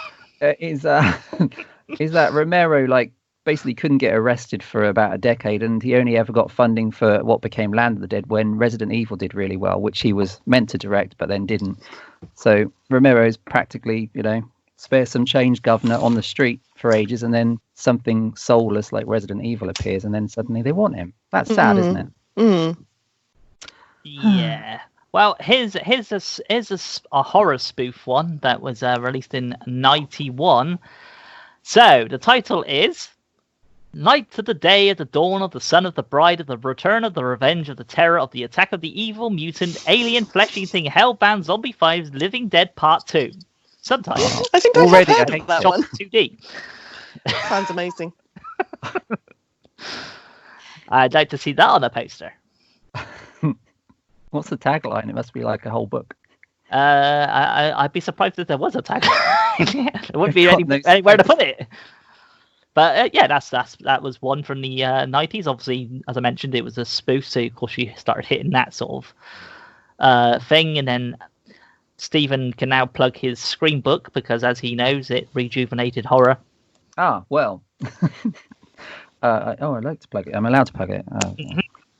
Yeah, well, the Scream book that I wrote, which is about Scream, is partly actually maybe relevant to this chat, maybe not, but it's arguing that really Scream was just doing what horror does all the time, which is kind of eating itself and rehashing old stuff in a way that had already been done years ago, but it just happened to come along at the right time and the right place. And instead of really reviving the horror genre, it just briefly revived a small part of the horror genre, which was the slasher movie, which died off quickly until things like J-horror from Another Country came along and revived horror for a short while before that became stale. So it's kind of about that, but yeah. As in regards to it, does it have any relevance to the zombie thing that we're talking about? Yes, because as we just mentioned, it's these things go in cycles. So you have something comes along and it's big, that gets done to death, no pun intended, because we're talking about zombies. Continues on, and then like you mentioned, you have Scream, so you had all the teen slasher films, then they got done to death, that ended, and then you had the found footage films. So now we're in the zombie epidemic part of it now. So this will be done to the point where people are going to go, and then we'll go from there. But anybody got any other zombie films that popped into my head? Was from 2008, Ninjas versus Zombies. Oh yeah, I think I've seen that one. Which is about ninjas fighting Versus zombies. Surprisingly, yeah. Strangely, yeah. Whew. I love a bit of a versus zombies. You got Nudist Colony of the Dead. No, it's not. No, it's not a porn film. That is actually a title. There was Ozone from the 90s, mid-90s. Oh, and The Dead Next Door. When was that? Was that still Dead Next Door? I want to say that's 88. I'm sure it's 88. I found another couple of 90s ones. Idle Hands. Oh, that's quite fun. I like that. Kind of zombie-ish. There's another one up here that I've never heard of before called Zombie Ninja Gangbangers. Ah, yes. You should watch that, Sarah. Maybe not with from kids. 97. Maybe not with kids in the house. Put that one on the list. No, that is the thing. There is just so many out there, isn't there? There is so many zombie movies for so many different things. You've got, you've even got your zombie movies with subtitles and stuff, like your Wreck movies, which I absolutely adore. And then you've got Dead Snow and Dead Snow 2, which are hilarious. Dead Snow is fantastic. Yeah, the second one is amazing. It went batshit, didn't it, on the second one? I mean, the first one always had it was kind of more of a black underlying kind of comedy going on, you kind of giggle, and the dude that gets his intestines caught on a tree and keeps running, that kind of stuff is cool. Yeah. And then in the second one, he revives his dead girlfriend and stitches Herzog's arm to his own arm. You know, it just goes crazy, and they're just absolutely hilarious. I think the second one is maybe the closest anything has come to the madness of things like Brain Dead. Absolutely, yeah. And it's got Bonnie Tyler at the end. Total Eclipse of the Heart is like the music for this punchline with necrophilia. Yeah, Dead Snow 2 is fantastic. And then you've got Night of Something Strange as kind of a newer one. Oh yeah, which is really fun. Yeah, I like that one. You've seen that as well, haven't you, Pete? Was that a Yes, I watched Fright Fest or something? No, it was at a zombie festival in Leicester. Yeah, that's a really good one. I love that. That festival, sadly, is no longer going on. It stopped on its 10th year. But yeah, it was quite a good festival. Had a lot of mixture of things in it, and that was probably the best film there outside of the shorts. But it's really, really fun. And if you're worried about going into public toilets anyway, that gives you even more reason to be worried about them. Absolutely. But trying to think what else was there. New 2 Carol film. Well, I was trying to remember what was there. Yeah. I was going to say, have you guys ever watched? Have you watched The Battery yet? I've seen The Battery. It was rather good, Stephen. I think you may actually quite enjoy it. There's no singing in it, I'm afraid. I watched that guy's other cabaret film. Dancing. What's the guy's other film called that came out recently? After Midnight. Jeremy Gardner. After Midnight. Yeah, After Midnight, and he acts and directed it, which I guess he does for The Battery. He does in The Battery as well, yeah. After Midnight's really bizarre. It's like this kind of mumblecore drama that happens to have a monster in it, and it has a big scene where he sings what's that song from like the 90s? You say what I want to. That one. He sings that, but something happens and you go no. It definitely does sound. Yeah, it sounds like you need to watch The Battery because that's kind of similar. Yeah, I do. I always wanted to. I think, in fact, the release of After Midnight on maybe Arrow has got The Battery as an extra. It's on, it has. It's only on the UK release as well, I think. Yeah. I heard really good things about it. I like that kind of character-driven stuff. So yeah, he's a talent for sure. Well, there is obviously. As Stephen mentioned earlier, there was quite a few short films out there, but the trouble is sometimes with short films is they may do really, really well at a festival, and sometimes that hype does feed into people's minds, and they think they can obviously expand that short into a feature film, which kind of only works for Cargo, I believe, at the moment. Yeah, Cargo. Yeah, there's only been a handful. That in recent times where that idea has worked. There's a really good one on YouTube. Literally just called "Zombie in a Penguin Suit." Have you seen that one? Oh, I've seen that. I love that one. I don't think that'd be something they could elaborate on to make into a feature film, but that is a brilliant little short. Yeah, I don't think they, unless he's going to go out and get it dry cleaned and all that kind of stuff. Do all the monogamous stuff that you don't really want to see. But yeah, it's I think about 5 minutes long. Might be shorter than that. But that's worth checking out. It might, to be fair, if you just type in zombie short films on. Yeah, there's loads of really good ones. Yeah. But you need to start looking up for other ones, Stephen. Did either of you watch Redcon 1? Which was that British thing, which I think Sarah reviewed for the website. I did. That had elements that I liked about it, but that was a classic case of trying to do too much at once and not concentrating on any one thing. Which does That's happen. how I felt about it. That happens a lot with stuff, but and the zombies in that kind, I don't think they were the eating type ones. They're the ones that just beat you up, which I'm not too sure about. I'm still not sure if I like that. In zombie movies, as far as I'm concerned, they eat people. That's what they do. That's what kind of annoyed me about it's an 80s one. Oh gosh, my brain has just gone completely dead. What's it called? Is it The Video Dead? Oh, The Video Dead. Video Dead. Yeah, they drive cars in that. They drive cars. They just go around throttling people. they don't eat anyone. And they go around strangling people. Yeah, and do the ironing. Although it does. The Video Dead had like the best cover, or one of many best covers of VHS tapes in the 80s. It's also got like those cool rules and stuff. Like they don't like seeing themselves, so you can fend them off with a mirror. With a mirror, yeah. And they like it, or they put off if you don't show any fear, I think it is. So if you like sit down for a nice meal or something, they like, oh well, geez, well, this is no fun, I'm not going to bother eating it. So yeah, it's video is cool. But you never actually see them eat anyone. No.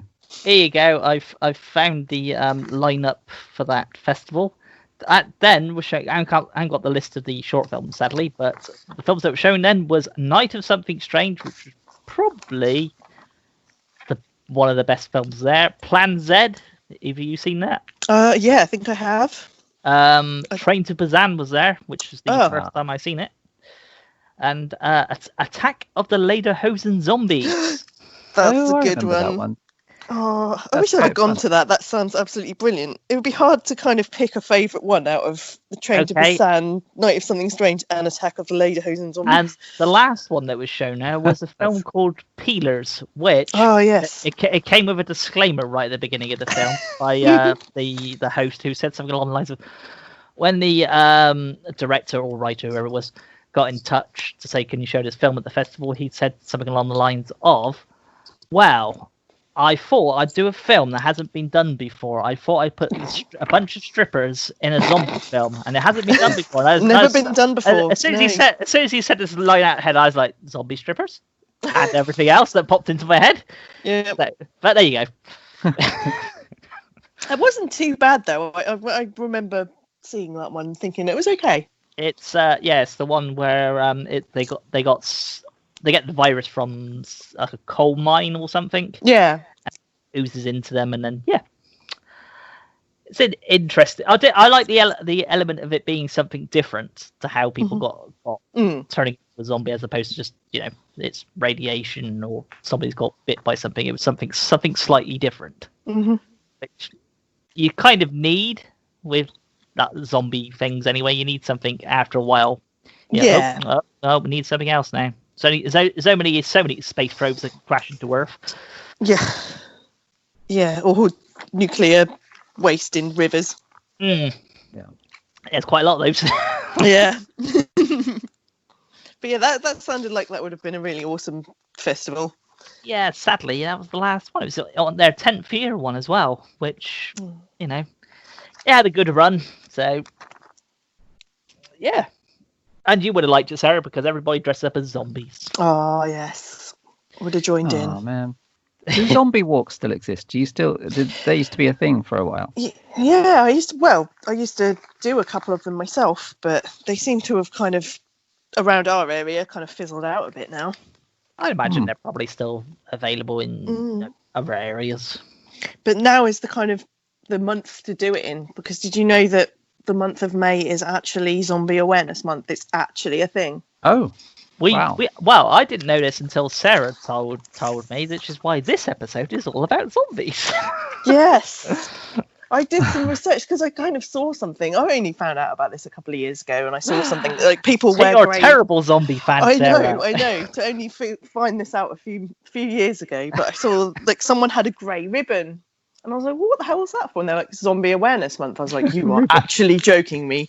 This is a thing. But it is actually a thing. The Zombie Research Society has actually named it, since 2007, the month of May, as Zombie Awareness Month, which is, I think they state on their website that it's designed to raise awareness of the living dead and prepare you for the inevitable zombie apocalypse.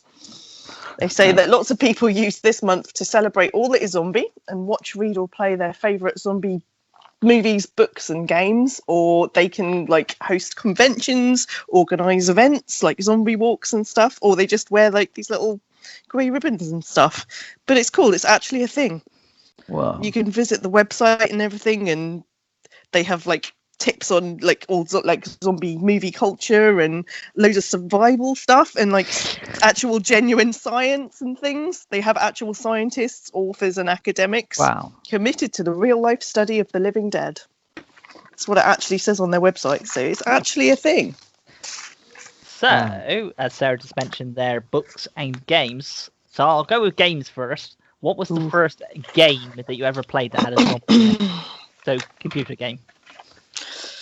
Oh, I'm not really much of a gamer person, to be fair, so I don't really play computer games, but I have watched, is it Dead Island, that kind of stuff? That looks pretty cool. Yeah, there's that. So, but I'm not a massive gamer person, I'm afraid. My first one was the first Resident Evil back in the day, in the early 90s. When it was, you go, oh, look at the graphics on this. It's amazing. Look how great they are. This little pixelated zombie face. But there's all sorts of issues. You had that, and you had Left 4 Dead and things like that come out, obviously. Alone in the Dark. Yeah, loads of stuff came out. But then, of course, we can talk about books and comics as well if you want, because of course there's zombies been mentioned in books for years. So what was the first book that you kind of read a zombie in and you went, that sounds like an interesting character type creature thing that you can remember? I suppose it would have to be like a Frankenstein type thing for me. Yeah, that would be the first thing that I got into that got me into zombies. So it would definitely be Frankenstein books and comics. Yes. What was yours then, Stephen? Was it the same sort of thing? No, I don't think I read. I watched the movies, but I don't think I read Frankenstein until later. But I remember reading like two. One was the novelization of Return of the Living Dead, which is actually by John Russo, who wrote the original Night of the Living Dead, or co-wrote it, I suppose. Which is interesting because it's actually totally different to the movie. It's the same concept, but it's played really straight. So I remember being very confused by the fact that, hang on, this isn't the movie with the split dogs and trash naked on the tombstone and all that jazz. And I think there's some complicated thing where John Russo wanted to do his own thing, wanted to do a film of Return of the Living Dead, but it wasn't the one that Dan O'Bannon made. So they're two separate things, but that book was fantastic. And that's probably the first thing I read with a zombie in it. But there's also a great book by Richard Lehman, who was always the go-to guy for kind of grubby gore and stuff, called Resurrection Dreams, where this teenage guy resurrects his girlfriend with a car battery. And that's particularly gruesome, as Richard Lehman's books tended to be, and really good. So those two stand out because I would have read them when I was about 7 or 8 or something. And yeah, they were great. And Pet Sematary was a little bit later. She's a terrific book. I probably want to go with Sarah, which the first one that I picked up to read was probably Frankenstein, or maybe one of those like books with loads of different short stories in that maybe had a zombie story in it. Can't remember who it's done by, but yeah, it's probably something like that. But yeah, everybody has a different take on the zombies, don't they? Whether it's, like you said at the beginning, fast or slow or whatever, how you prefer them. Have you seen, I think it's on Facebook, I'm not sure how to pronounce it, but have you seen the Fulci zombie comics and stuff that are going around? Yes, that's by Ebon Press. They do loads of stuff like that. They do that. They do the Beyond. They are currently doing Bottom Feeder as well. Have you actually got any of the zombie comics? Sadly, I have not. But they look amazing. Yeah, they did. They did really, really good. But you should definitely check them out, Stephen. It's Ebon Press. They do loads of fancy things. I think when one of the releases, maybe a couple of their releases, they even did like an LP that comes with the comic and all this kind of thing. It's got soundtrack. Nice. Yeah, loads of stuff. Very nice. Hey, did you all like watch the Fulci movies much later than you watched the American ones, the Romero ones? Oh, I did, definitely. Yeah. I think it was the whole the zombie shark bit. I had to see that. That's what then got me into it. Yeah, so that's the first one you saw. Yeah. Ah, that's mental.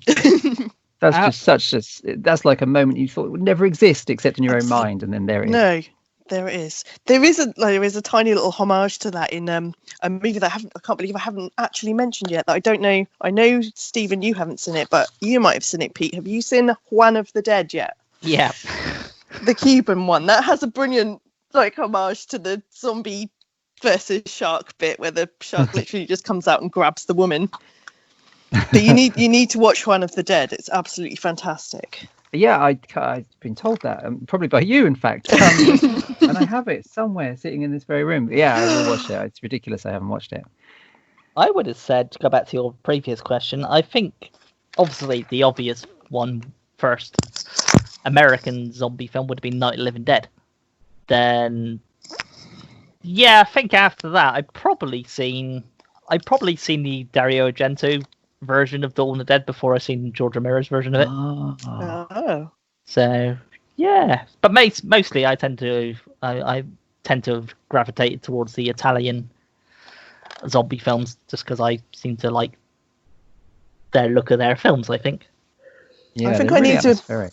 I need to visit them more. There's a lot of them I haven't seen. I've only seen like a few of them. What's the ones you have seen, Sarah? Because of course there's like City of the Living Dead and stuff like that. Yep, I've got that one. Seen that one. I've seen the Zombie Dead is that Burial Ground. Burial also Ground. known as, yeah. Yeah. Zombie Holocaust, is that one? Oh, that's Zombie mad. Creeping- Yeah, that's great. Zombie Creeping Flesh. Yeah. I think that's about it. That's about the extent of my Italian zombie movie Wait, repertoire, I'm afraid. what's the one where the severed head flies out of the refrigerator? That's Zombie Free. Oh, yeah. That's I fun. have them. That's good.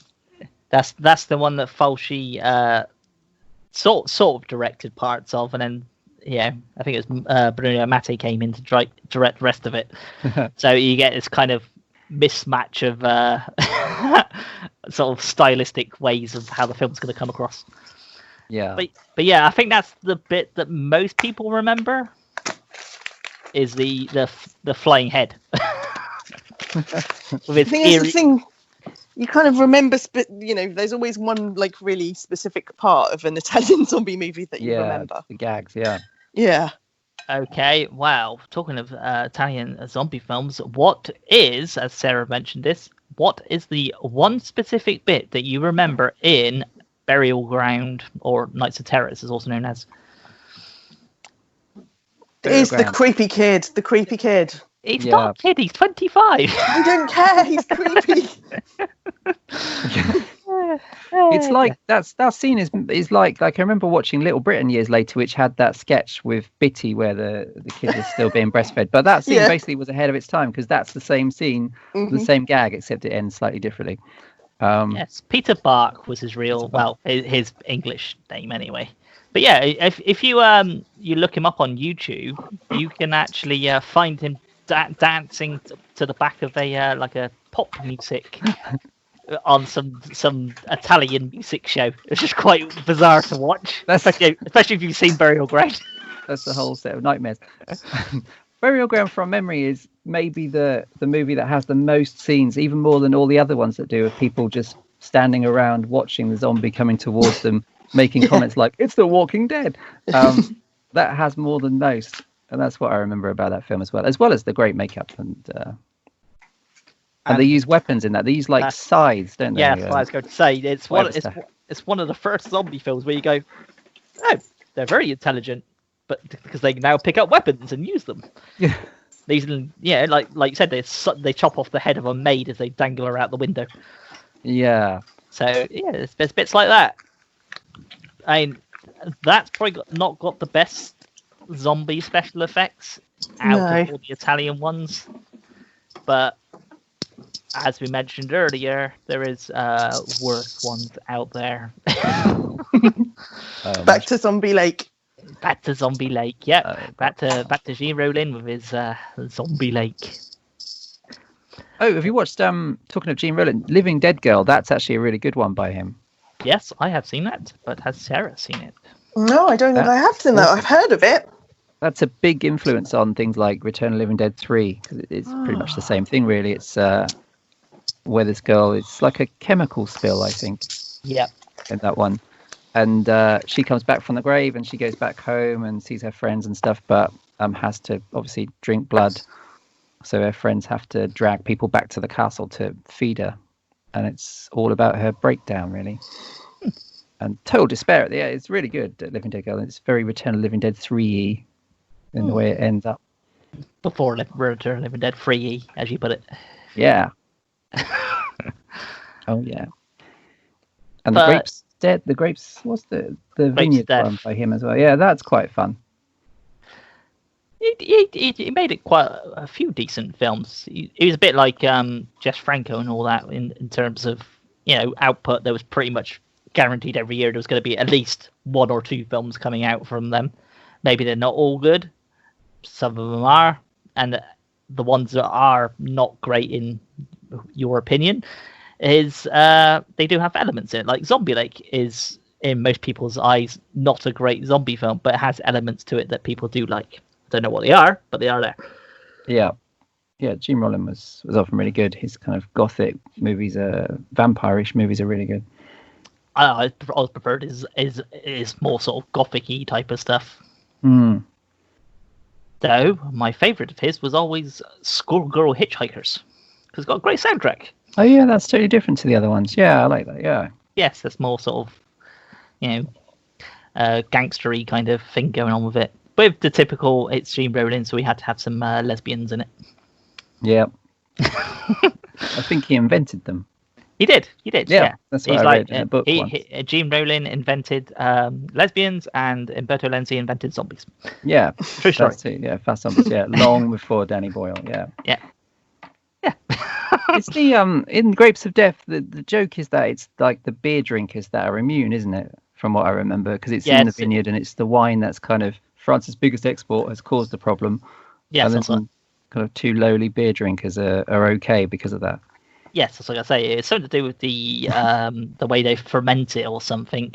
But yeah, it's an interesting film. But I'm sure we've probably mentioned quite a few that Sarah may have not even seen. Oh yeah. I'm writing them all down. I don't know. I've not seen that. It's got some great moments. Shockwaves. Yeah, Peter Cushing as a villain.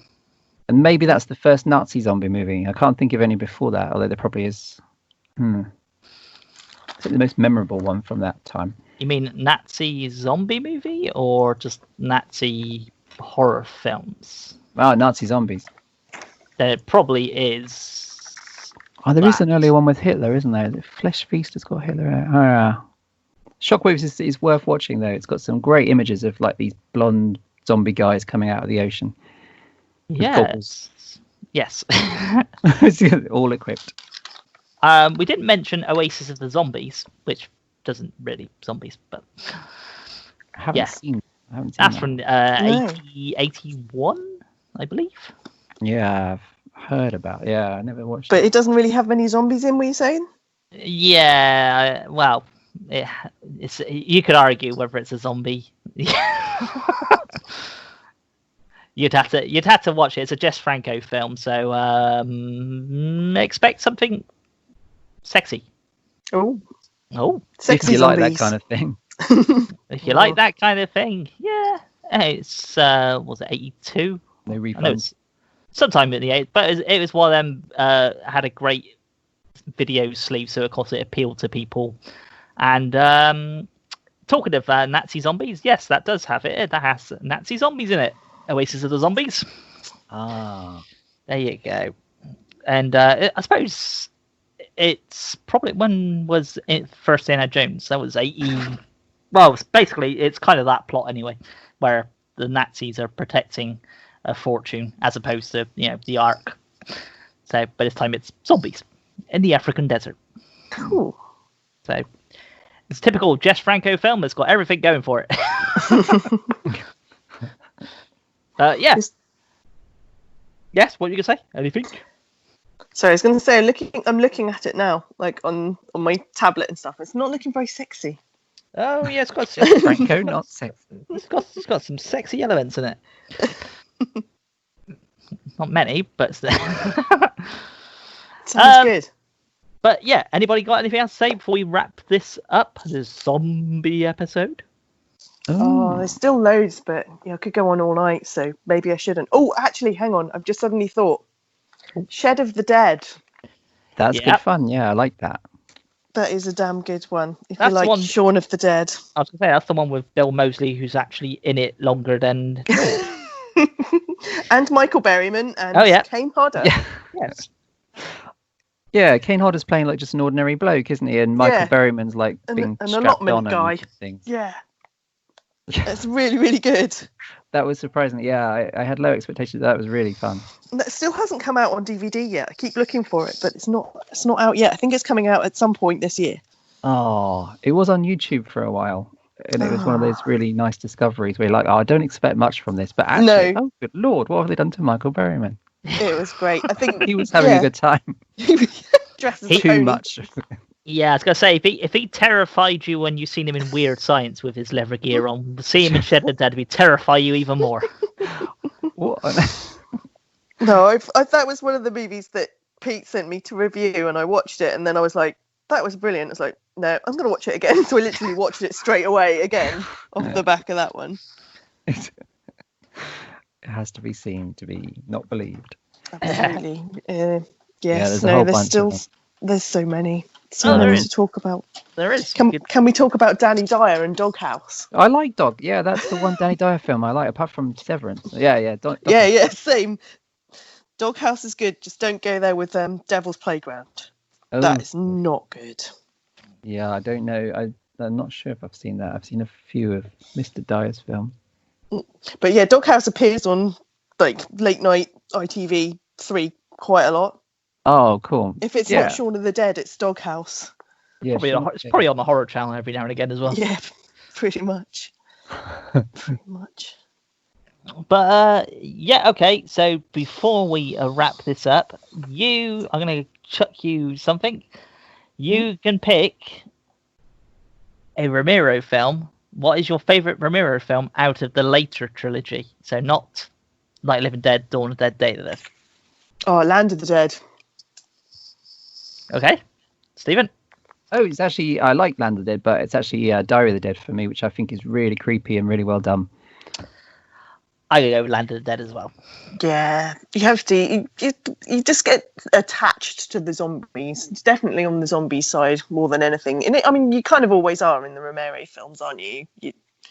Despite the CGI blood. Yeah. Yeah, that never looks good. That's always Big Daddy is cool. I love him.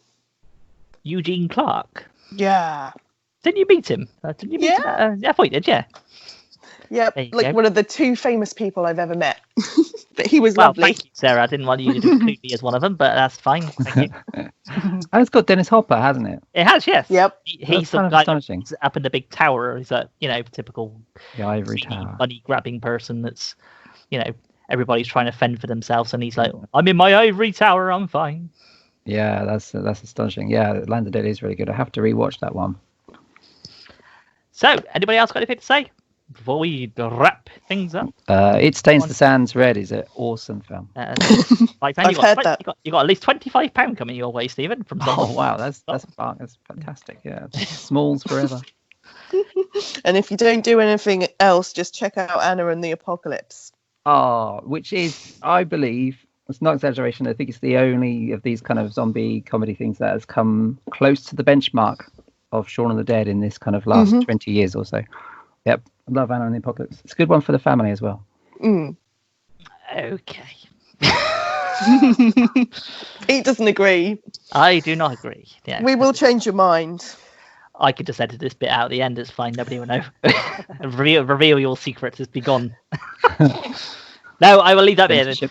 So, yes, the next episode is going to be on the 26th of June, I believe. I'll just double check the dates for you. Yes, 26th of June.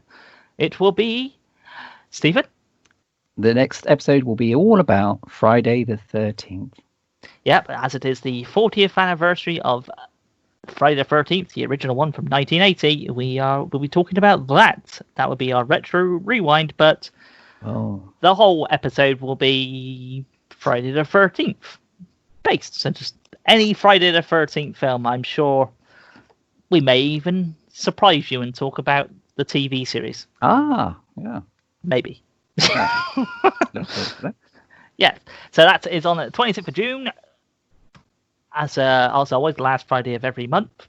And you can find the podcast on pretty much any podcast provider now. It's everywhere as far as I'm aware. And we have listeners from all over the world. So, Sarah, your debut will be heard in places like Mexico, Brazil, Azerbaijan. Wow. New Zealand, Australia, and even the UK. Wow, I should have rehearsed this more. Are we dubbed in other countries? We, Like, badly, like 70s style. yes, By that guy that does all of the films. it comes up on the screen that you can't see. Fantastic.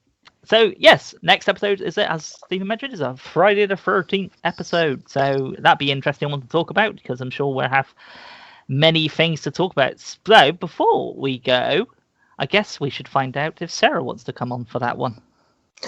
Oh, that's putting me on the spot. Yeah. Absolutely, if you want me to. Okay, so there you go, people. We have myself, we have Stephen, and Sarah will be joining us. So Sarah, I guess you'll be checking out the Friday the 13th films. Have you seen all of them, or just the first one? No, I've only seen a few, so yeah, I better get on it. Yeah. I think most of them are on Prime, aren't they? Yeah. Amazon there we Prime. go. Yeah. There you go. That is my watching for next month. Yep. Oh, Yeah. they're I'm sure you'll find time to do stuff. I mean, it's not that you've got to go anywhere. Absolutely. So yeah, we'll wrap this up now, folks. So that is it until the 26th of June. Thanks for listening, and goodbye. Bye. Goodbye.